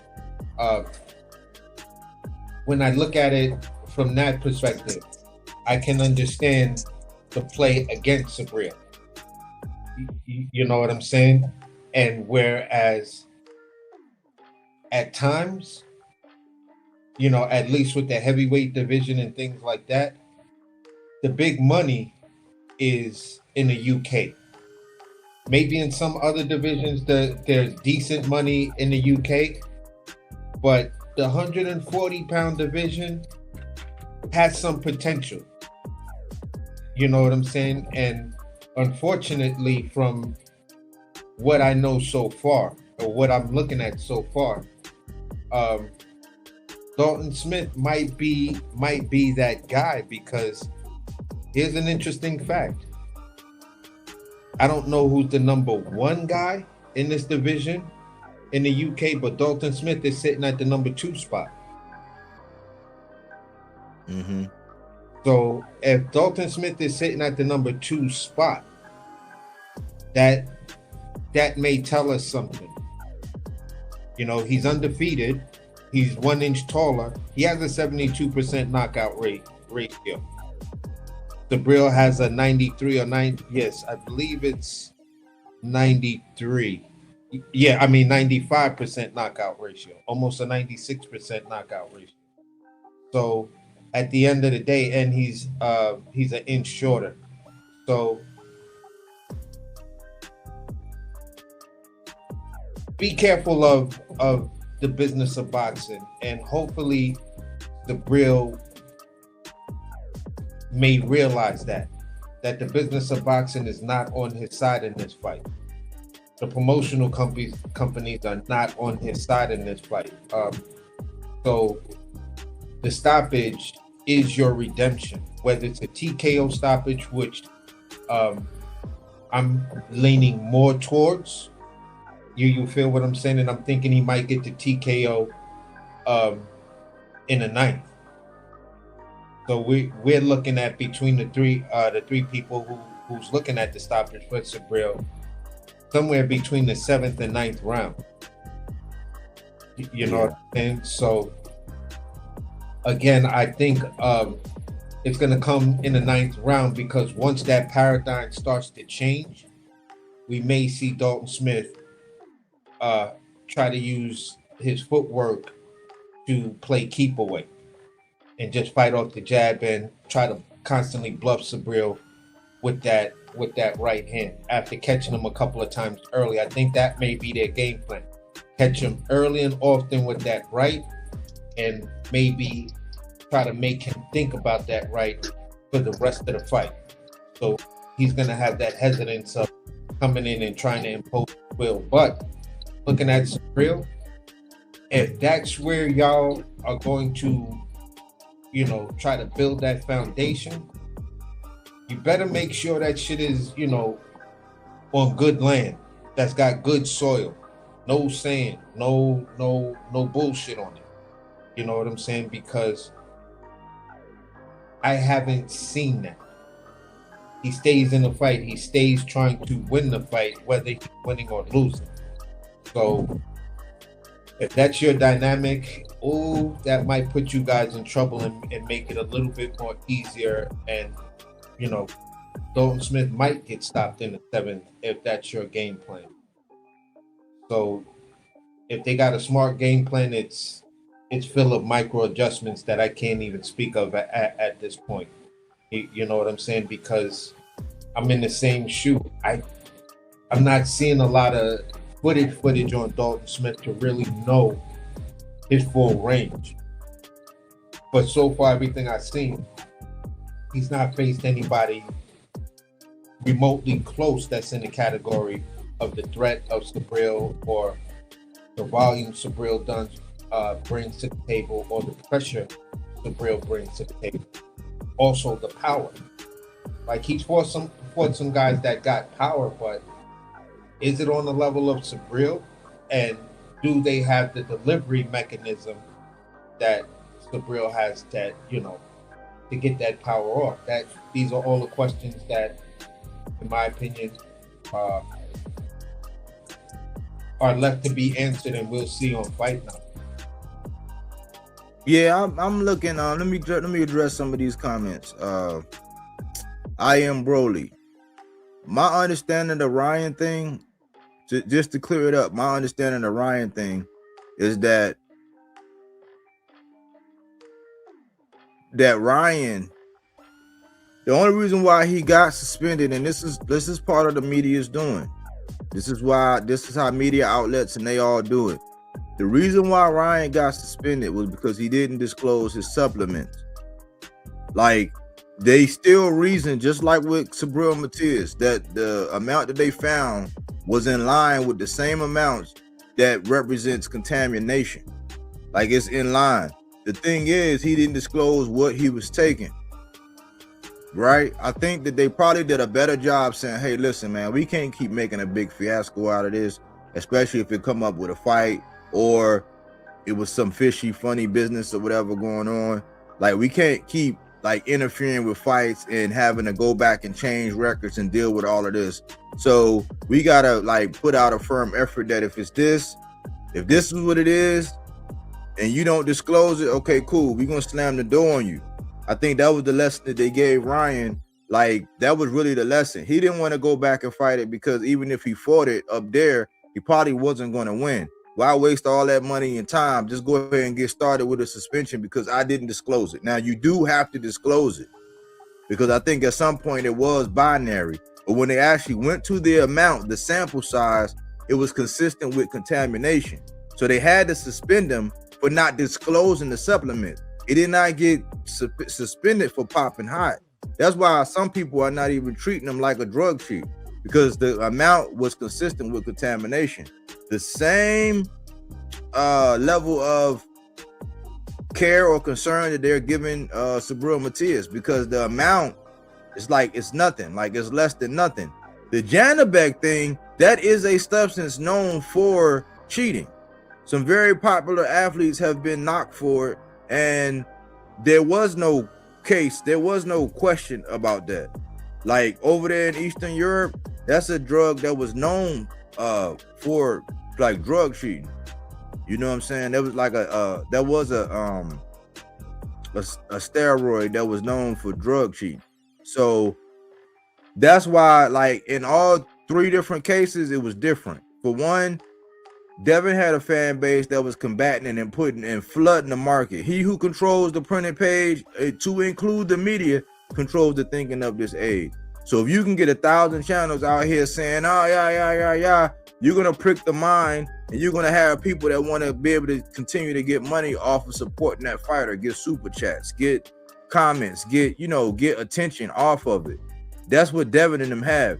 That's why Ryan caught a lot of backlash. At that time, when Ryan wasn't being this disciplined, he said a lot of like things that was like tongue-in-cheek, things that not being in your right mind, he shouldn't have said. T.O.'s gotten away with saying some things that kind of rub some people the wrong way. People try to conflate and pull all that shit together and then wrap it up all in one bow and present that as their case for how they want to treat Ryan, where he was going through a bunch of things. And we got to think about this. How I always look at it with Ryan. When Ryan won that fight, Ryan, like, yeah, he didn't look the best, but he beat Devin ass. He got the dub, which was like the biggest, like that's life changing. Like the win over Devin at that time, having been undisputed, Ryan didn't have to do all that, and he spanked his ass when he didn't have a belt. It was Game 7 because they fought 6 times in the amateurs, they split. He gave him a standing 8 count. So it wasn't out of this world to think that if he land, he was going to buzz him or knock him out or knock him down. That wasn't out of this world because he's been accustomed to doing it in the amateurs. They grown. Ryan developed in power. Devin developed more in skill, and he was more disciplined. He accomplished more. So when he got that loss taken away from him, it hit him hard. You know what I'm saying? He went back, he was drinking. He was like, man, look, man, I can't win. Like, I finally get something good, and they take it away from me. He felt like he was sabotaged. He called that one dude in to help him with his supplements and had him take us some shit. And, like, they called him in last minute. He didn't know what was going on. And he passed all the tests up until that point. So it's like, it was consistent with contamination. That's why when I analyzed everything considered, all things considered, I'm like, yeah, that's consistent with contamination. I would be bummed out if they took my win away, you know what I'm saying, and gave him a no contest and made him back, gave him his O back. I would, and I had to pay money, and I had to sit down for a year. And Ryan was getting paid more than all them cats, except for Tank. So that was a big pay. That was a big blemish, and he had to go confront the media based on that. I'm not a Ryan apologist. I think he need to be more disciplined, and I think he need to be. I think that he could be, he could be good.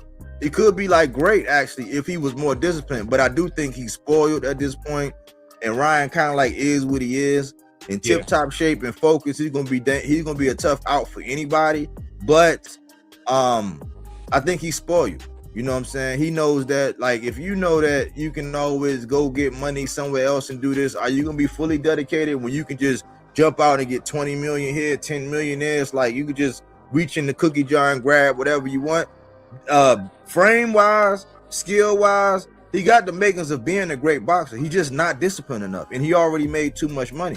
So it's like, you're gonna give me a bottom of my silk sheets to go do what? I'm not doing that for that. That's where we at with Ryan. Yeah, at the end of the day, I'm gonna say this. The one part that had people questioning, Devin Haney fans questioning the whole thing, and to where they can reach out and say, all right, if this wasn't this, was this selling the fight or something else? When after one of those pressers, Ryan was like, they asked Ryan about the testing of drugs, and the VADA testing or testing or whatever, because Bill had brought it up or some shit like that. And Ryan was like, well, what's the problem with PEDs? I don't have a problem being in a PED fight. I think PED should be completely legal in boxing. That statement right there didn't put him in a good light, because then you get the victory, and then that statement is brought right back out to say, oh, you wanted to fight a PED fight, but now we got this initial thing to whereas your test samples come back with 2. Now, after everything was said and done, and you see what it was, and then you see, the math of how they calculate things and everything per milliliter or however it was described and stuff like that, you'll come out and you'll say, yeah, the numbers don't lie, bro. I mean, it is consistent with contamination, but it's not saying that you actually cheated. So we don't know where that contamination came from, and because you didn't disclose things like that, you forced the organization that might have just gave you a fine to now have to suspend you. Okay, so for me, being a Devin Haney fan, it makes me feel like, damn, the initial outrage wasn't even warranted, but it was all predicated on that statement. And if your outrage was based on that statement, and then that statement is now debunked and you find out it's X, Y, and Z, then at the end of the day, we just got to move on. I'm not, it is what it is. We saw the fight. You beat my guy's ass. I gave you all the props. The politics of boxing. Politics is what took that shit away from you. But to everybody's eyes, we saw you beat the shit out of Devin Haney in real time. Your twitch muscles, because you had such a relationship with him, when he goes in to do those low waist level grabs and stuff like that, because he's just trying to get out the way of the work that's coming at him, you were smart enough to take the half step back, shoot the uppercut or the low hook. Brian Norman didn't have that, and I wish maybe they would have watched that or actually spoke to Ryan, brought Ryan into camp to help them figure out Devin Haney's weaknesses. Because out of anybody in the industry, nobody has more familiarity with Devin Haney than Ryan Garcia. So mistakes learned, lessons learned, things, whatever it is. I'm just moving on to history. I saw what I saw. I'm giving Ryan credit for the fight that I saw on that night. Period. Yeah, my thing with that is people just keep saying just the left hook. Like, for one, it was more than the left hook, it was the right hand. And also, at the end of the fight, and this is my argument, right? Because, like, let's be honest, right? We seen Frank Martin beat Michelle Rivera, and he tested hot. He popped hot. It's been numerous cases where people pop hot and they still got their ass beat. You know what I'm saying? If you look at what they said, even though we know it was contamination and all that, that shit wasn't something that was really going to do anything. And if you really do the research, they say that shit was like you shouldn't take it. Like, it actually could have done worse because it's supposed to help you try to cut weight. Now, that's semantics and all that, but we know it was contamination. Right after the fight, when they interviewed Devin about it, they asked him, did the left hook surprise you? His answer was an astounding, yeah, the left hook did surprise me. And I'm like, if and this is the big argument that they always say. They say, well, I believe Devin, he was winning all the rounds where he didn't get knocked down. It's like, okay, cool. So discipline and like how you fight and having good coaching and making adjustments would have told you, okay, just keep doing what you're doing. And that's why I think we saw what we saw when it came down to Brian Norman after he jumped up and he started playing keep away. Just keep doing what you're doing. Don't get out of pocket. Don't try to be no hero. Don't try to, some of the same shit I was actually telling Devin. It's like, yeah, it's boring for us as a fighter, but you don't have the chin insurance. You need chin insurance to be able to take risks. You don't have the chin insurance to be able to cover that left hook or that straight right deductible.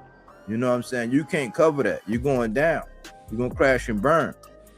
So I look at it both ways, like, yeah, man, that you can't blame it on that substance, but that was your scapegoat, and because he didn't disclose it by the letter of the law, that's why he got his smack on the hand. That's why you got spanked, because you underestimated him, saying he was C-level, and he really just got your number. Yeah. Just like I think Rolly kind of might have Ryan number, I think Ryan just kind of got Devin number. I just think that's what it is. Like, they fought enough. It's familiarity. It's just like with even though Tank and Lamont didn't fight as much as Ryan and Devin, it's a level of familiarity where they pretty much know. Like, and they grew up fighting. They know it's a level of familiarity. It's a level of familiarity with Boots and Gary Antoine, with Gary Antoine and Richardson Hitchens. It's a level of familiarity. Ryan just won that night. It was one of them things where he was on, like, it just wasn't Devin's fight that night. So that's what happened. This instance with this PED thing, this was a smear campaign. It's like somebody in the comments basically said it should have never came out. And that's how I feel. It should have never came out. That should have never came out. Like, and the fact that they didn't clear somebody on the card, they really trying to tank this card. They really trying to sabotage Subriel right now. And it's kind of sad that the fact that this is where boxing is going. It's like, I hate to be the CON-spiracist, but like, when you really connect the dots, this stuff don't just be happenstance. They trying to prove a point and make you be like, listen, oh, okay, you want to do that? Well, we'll see how that work out for you. You know what I'm saying? We're gonna try to get in the way and hamstring the fight, and they're doing everything that they can. I hope it's a successful event, man, for Subriel, because it speaks volume when you can win. You know, when your promoter win and you can go up against the big boys. You take a gamble and you actually win, and you can actually go on with the show because he is a champion. Yeah. Now, for me, I look at it like this.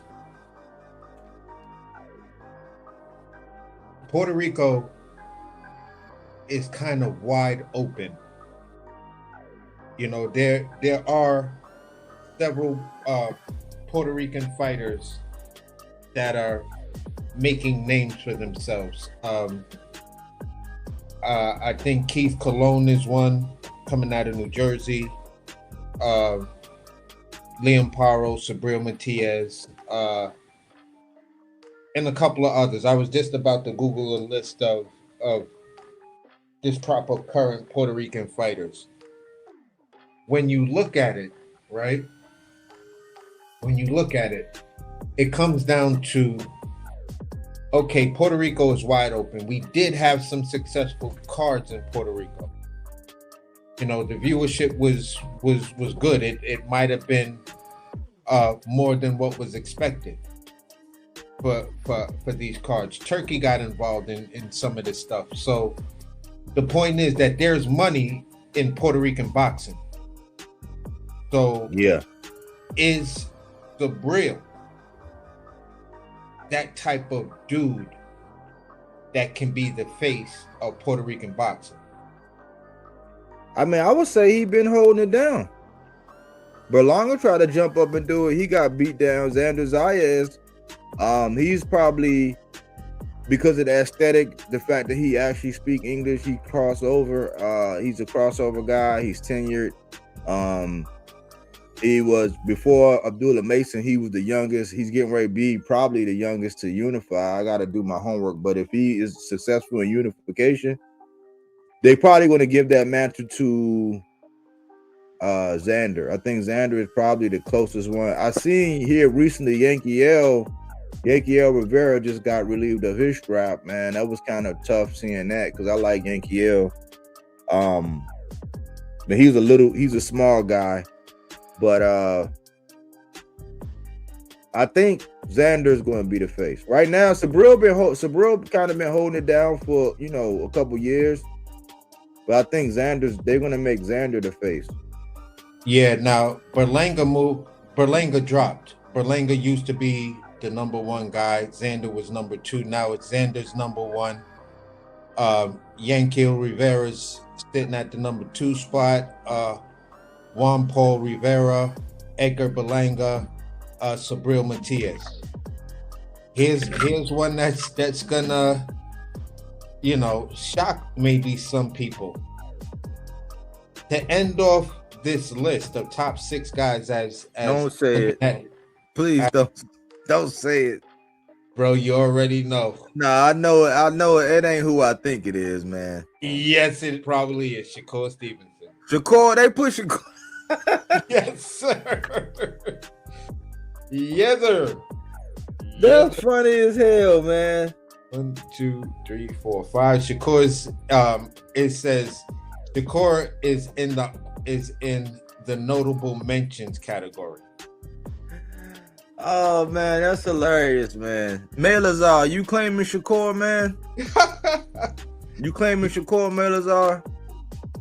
You gonna hitch your trailer to that wagon, man, under the pretense? I mean, we know what kind of boxer he is, but I'm saying they include him as the Puerto Rican. But I don't like when people do that. Like, if you're gonna be Puerto Rican and that's what you're gonna stand for, be that all the time and show your pride in that all the time. Don't be Oh, Najee Lopez. That's right. I like Najee. Najee is a dangerous dude. That's a dangerous dude, man. And he almost got they was thinking about Najee. He almost got the that Beterbiev fight. Beterbiev was mulling it over with Najee before he made a decision. I don't know what decision he made, but hold on. I think he went with I forgot. I forgot, but he was in the running. Oscar Collazo is one of the faces of Puerto Rican boxing. Right now, I'm thinking AC might be thinking, man, mass appeal, notoriety. Right now,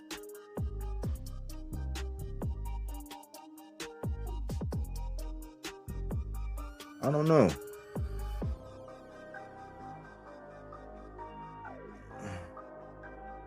Oh yeah. Yeah, okay. What is he saying? It's kind of early on. It's early on. It's early on right now. But he's 28 years old. I mean, I don't know, man.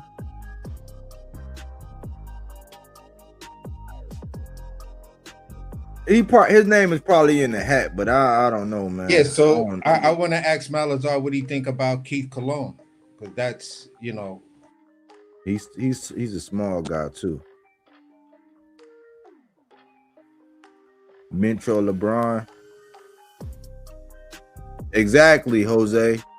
Exactly. This is that's what I say. I don't like that, man. I don't like that, man. If you're gonna be it, be that, man. You gotta be that, man. You can't be, ain't no such thing as halfway crooks. You know what I'm saying? You know, you gotta be all in, man. Like all the time. You gotta come out with the flag. You know what I'm saying?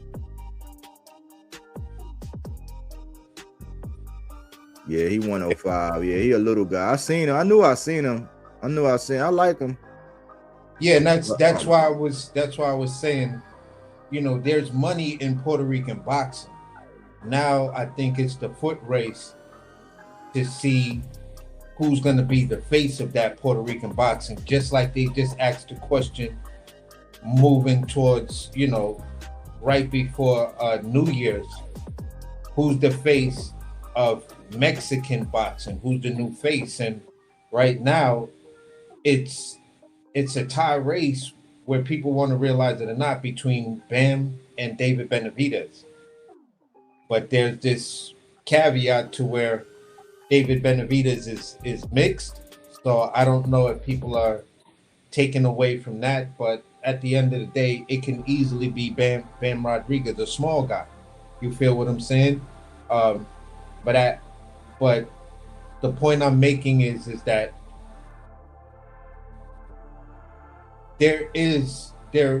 I can see by the time the springtime comes, the whole conversation of who's the face of Puerto Rican boxing coming up, since, you know, when you talk about the legends like a Roberto Duran, I believe, am I wrong? Alex, I gotta Google this. I don't want to be wrong about it, but I want to see if this other fighter. But I just had a list of the other day. I was looking at all the classic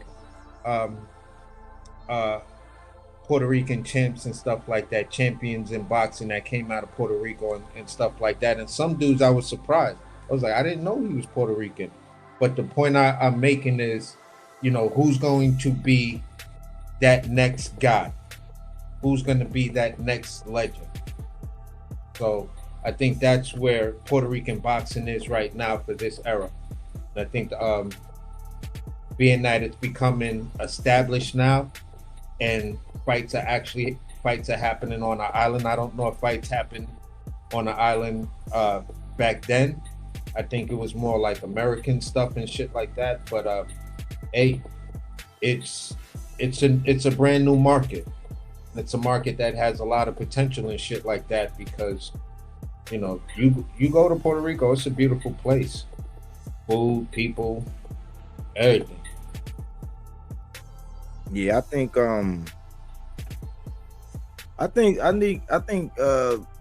depending on how Xander Fairwear, how he look in his unification, if he unify,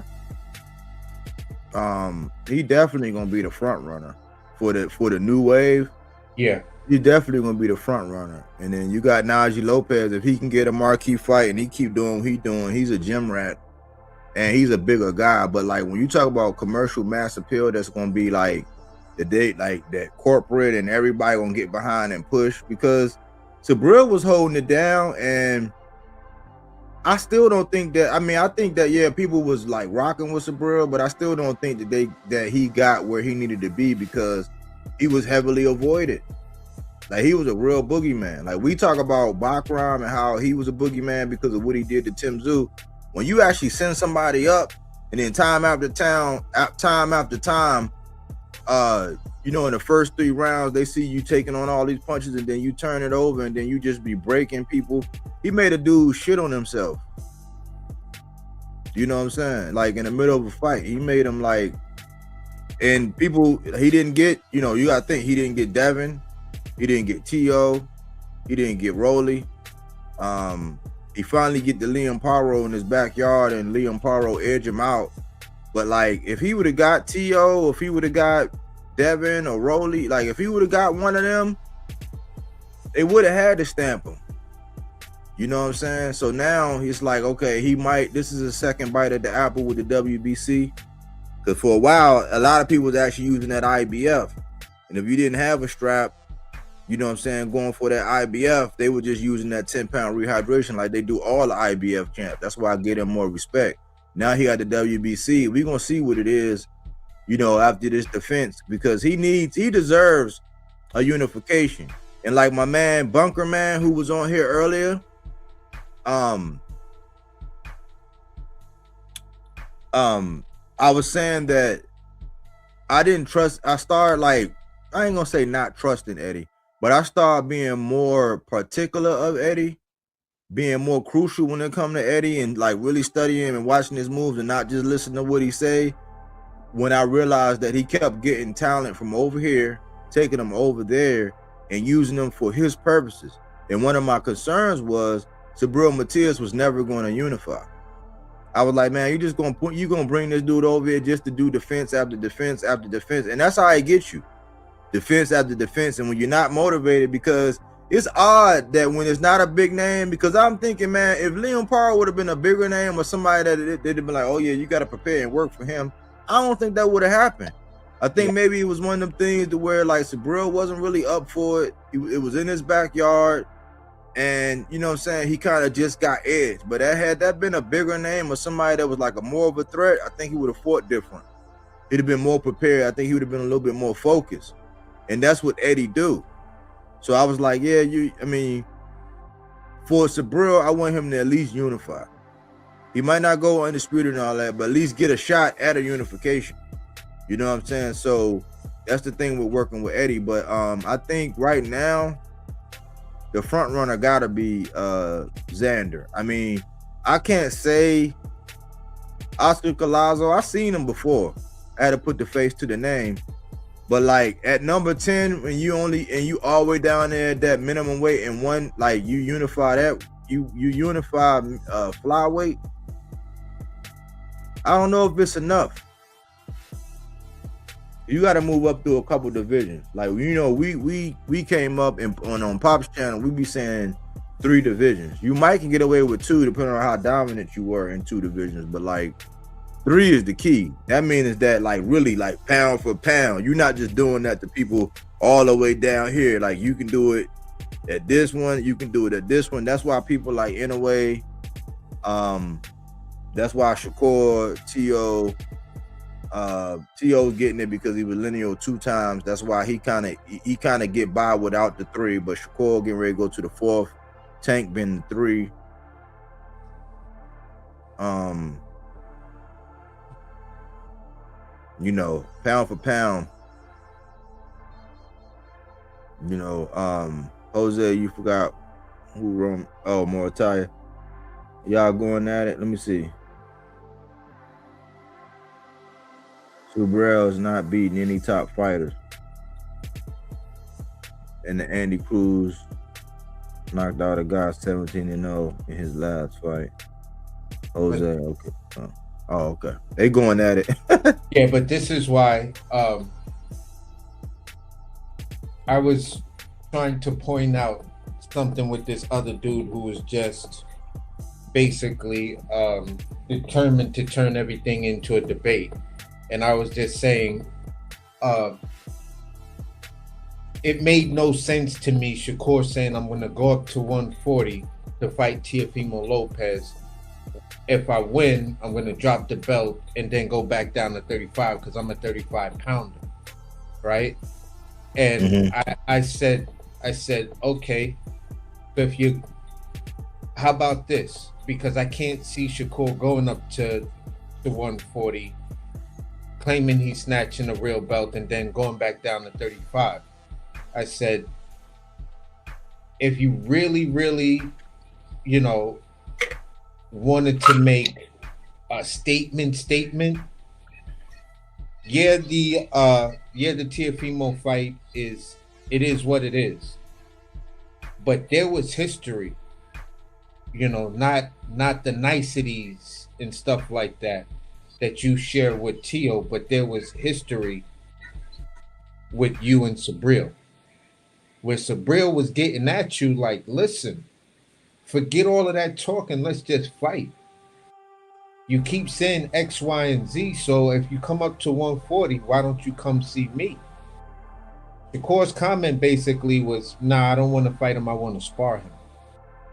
And then he said, I don't like to fight people that I sparred before. So within a 3-minute period dealing with him, you contradicted yourself. And, you know, if we go back to the show that you just did about ducks, you feel what I'm saying?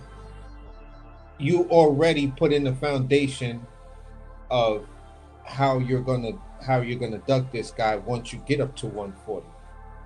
And that's the part that scares me, because for Tio, the smart fight, if you win right after Shakur, is to go fight to fight either Subriel or Gary Antoine Russell. You're gonna save the Richardson Hitchens fight, but to go after one of them, to me, that's where the immediate smart money is. Because Hitchens may still be in a situation where, unfortunately, the business of boxing may say you got to build up your name a little bit more. You know what I'm saying? Yeah. The loss that Gary Antoine suffered and the loss that Subriel suffered, on their way back to redemption, they put their names in a situation that's slightly above you. You know what I'm saying? So you may need a little bit more work. So we're gonna let Tio collect these belts on this side, and then we're gonna see you over here. And go ahead. Go ahead. To me, that makes a lot of sense, and that's where I was gonna land it. Yeah, and we're gonna see, man. This is gonna be a barometer of where Shakur really is, man, with this Tio, because even when you think about Tio, he got a Loma at 35, he got a Josh Taylor at 40. And there's somebody out here that always argue it's hard to get 2 top names on your resume. Well, Tio got Loma at 35, he got Josh Taylor at 40. Now he getting ready to have Shakur. But when you look at what Gary Antoine got, even in a loss, he lost to Puello, got edged out, but then he got El Rayo and put a demo down, recertified his boogeyman card. Subriel, he had Liam Paro. Now, based on what Liam Paro going to do, he had Liam Paro. He turn around and get Alberto Puello. Like, none of them names are like names that you could shake a stick at, because Liam Paro came up, he had to get rid of. He dispatched Montana Love. He went on a little run. Yeah. So this is going to actually tell us. This is going to tell us who Shakur is, because he's getting a Tio. And people try to elevate what Cameroon was, but like, I say, listen, a high volume puncher that's good. Like, if you want to know high volume, that's like somebody that's really your size, you should be doing that with Subriel. That'll really tell us what's going on. Shakur versus Subriel.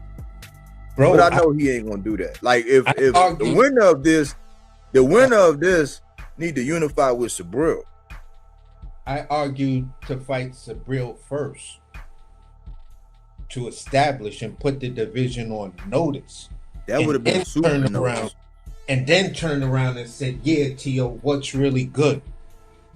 Dude was like, "Oh, you hating, you just hating that he got to fight with Tio." I said, "No, I don't have a problem with him fighting, but the power move, the shit that just puts everybody and says, oh no, Shakur is going after it. You gotta respect everything this motherfucker's doing because he first put on Subriel. Right after Subriel reestablished his boogeyman status. Like, whoa, okay, Subriel's come back. You come up there and you take that belt off that man, and then you turn around and say, now I'm gonna take the belt off the lineal dude. That's gangster. That's power moves right there. That's how you establish yourself. And if we gonna say Floyd Mayweather-esque, Terrence Crawford-esque, that's kind of how you do it. Yeah, or you know what? He could have really grabbed his nuts and challenged Gary Antoine because when Mr. Gray was down there, he was pulling the Danny DeVito. No. Just like with Oshaki when they was down there, when Oshaki was his mandatory. He got up out of there. So going to go get big little bro, you know what I'm saying? Because that's his little bro, but he's bigger. Going to go, you know what I'm saying? You would at least got to wrestle. That's why Mr. Gary said, "Oh no, you're gonna have to fight my lineage." He said, "You're gonna have to fight my bloodline one way," and that's what he keeps saying about Tank. I'm like, yeah, I would love to see, any one of them. You know what I'm saying? Like, but we're gonna find out, man. But I ain't gonna keep this one long, AC, man. I wanted to come out here and put this down, man, and just say that it's just weird how boxing is getting, man. I wanted to put a stake in the ground for Subriel because he's going up against a lot of things right now. Yeah. And it's just a barometer of where boxing is and who's trying to enact their control in the shiesty things that are going on. So I hope, he gonna be that salmon swimming upstream and he has a successful event because his promotional company won this. They tried to put dirt on his name. They tried to they didn't get one of his fighters cleared. Hopefully it'll be a good event. He show up and show out, man. That's all I really had on this one. Yeah, I mean, I'm in the same boat, man. I like Subriel. People talk about throwback fighters. Subriel is one of them. When I picked against him, there was just too many things that looked off about Subriel, and I was like, nah, I don't think he's gonna win this. There's some shit that's kind of off about you right now. I don't know what it is. But you're not looking with the same luster, confidence, glow of the previous fights that I've seen with you. And it just turned out the way it turned out. He got outworked, making no excuses or whatever. But moving forward, you have to give that man his respect because he got his belt back. He's back on top. And you can see that for whatever reason, the business of boxing wants to put these other, more likable fighters in his place. But when you look at his entire body of work, he should actually be the front runner or sitting at one or two. So where he is, I look forward to it. I'm in the same boat that I hope he has a great card, a lot of excitement, a lot of exciting fights. I hope it's not a lot of lagging in between the fights. The card just goes smooth and stuff like that. And for this one, I'm looking for him to steal a show, and I'm looking for him to steal a show impressively. So that's where I'm gonna land this plane. Yeah. Word, man. I appreciate you stopping through, man, and chiming in, man. My times might vary a little bit as I get off. Like on my days when I do work and I get off a little early, I'm just gonna go ahead and get, and knock it out because I got a habit of staying up. I'm a night owl by nature, but I get up kind of early, so it's like burning the candle on both ends. So when I'm off early, I'm not gonna wait till 9:15. I ain't trying to take nobody's slot. I know people be trying to take mine. My slot is really 9:15, but if I get off early, I'm gonna go early, man. So Yeah. I appreciate you being flexible sometimes. You Yeah, know what I'm saying? man. Right now, I don't have anything booked, let's say until probably early summer is the call I got for another project. At Oh, the you end, guys? Okay, cool. yeah, at the end of the day, and this is just a consulting gig. At the end of the day, half the time, people just call me up and the shit just happens right off the spur. But overall, you know what I'm working on, so that's what I'm working on. So I'm kind of free and flexible and stuff like that in that regards. And at the end of the day, bro, yeah, I look forward to these shows, man. You know what I'm saying? So we'll definitely chop it up on to the next one. Salute to you, salute to the chat, man. People hit that like comment in the comment section. It is what it is. On to the next one. All right, brother. Salute. All right. Salute. All right, man.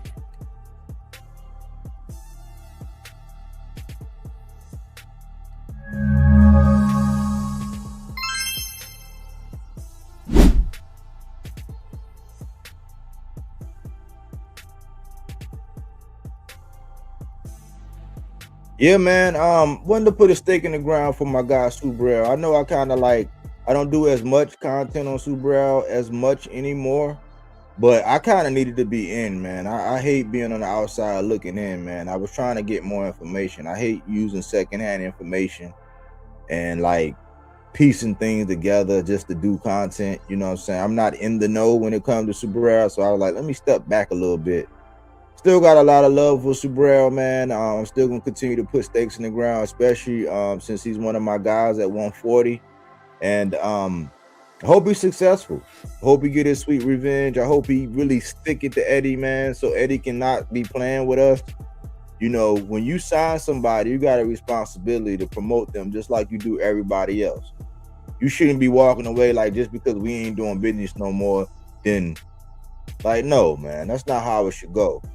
You know, and I don't know where this bad blood is coming from with Eddie and why he feel like that, you know, but it is kind of shysty for him to put that out there the way he did if he was the one that originated that. So I hope Subriel stick it to him. You know, much respect for Dalton Smith for stepping up to the plate and being, you know, being an op. You know, I hope he come and, you know, give it all he got because he gonna need it. But positive vibe to Subriel, positive vibe to Emmanuel Rodriguez. I like that guy. Emmanuel Rodriguez, man, he fought Antonio Russell. You know what I'm saying? Antonio Russell was one of my guys. Antonio Russell had one of the deadliest combinations I've ever seen. I thought he literally made this dude chin spin around, like Exorcist style, snap around. Like it's one of the most deadliest combinations I've ever seen. Emmanuel Rodriguez came in there and made Gary Antonio Russell look pedestrian. You know what I'm saying? And that's after he got stopped by after Emmanuel Rodriguez got stopped by Inouye. Inouye put some hot sauce on them ribs. Yeah, I think that was But those are the two guys I'm checking for tomorrow. Subriel Matias and Emmanuel Rodriguez. I hope they do their thing. I hope the car go off without a hitch, man. And you know we're gonna come on and talk about it, man. Thanks for everybody who came through, man. Support the channel, like, comment, subscribe. This channel is monetized. We don't get the support that I think we need. You know, the content goes on over here. Other people take the content, remix the content, come out and do it, and they get all the support. So feel free to cash app the channel. I put it up there. It's $RSON42. You know, you can super chat. You can hype the video. Like even if you don't spend no bread, because it ain't all about the bread. You can hype the video. You can share the video, and not just hype the video. You can hype. You can go back and hype all of like a good way to support your favorite content creators. Like if you don't ever send no bread, or you ain't in the position because shit is tight, and you know what I'm saying, you can go back and just hype all the old videos. Go back and just hype all of it. That does wonders for the channel, man. There's more than one way to skin a cat, and there's more than one way to support your favorite content creator. But I try to do original work. You know, I do try to create. You know what I'm saying? I don't steal. You know, I don't remix. I don't wait and let somebody do something and then take and pick and choose the housekeeping. I've been seeing people take the housekeeping, they doing whole videos on it. People super chatting them and they say, yeah, you heard it here first. Be like, you really heard it there first? You know what I'm saying? And they don't care. They always look, it's one guy, he always be harping about people helping them out, buying the pay-per-views and all that, and saying, yeah, because I don't want to, you know, Fire Stick, I don't want to steal. But he steal my content all the time. You know what I'm saying? So people pick and choose when they want to steal, just like they pick and choose when they want to tell the truth. Silence is consent is the name of this channel. So we gotta speak to those things. And we gotta speak to. All it takes for evil to prevail is for men and women to remain silent. So we gotta say something. Silence is consent. That's the mantra of the channel. Fruits and veggies, not that Reggie. This is fact-based content, not opinion-based. Hopefully, you was able to put something in your rucksack and march on and get you through to your next fight. Anyways, I'll catch you on the other side. Thanks for choosing Bodywork Boxing. But we don't take things for face value. We do that body work. He didn't want to box. He wanted to actually prove that he could punch with you. He was like, what the fuck is this nigga, right? Oh, okay, you want to go to sleep. You tired. Welcome to Bodywork.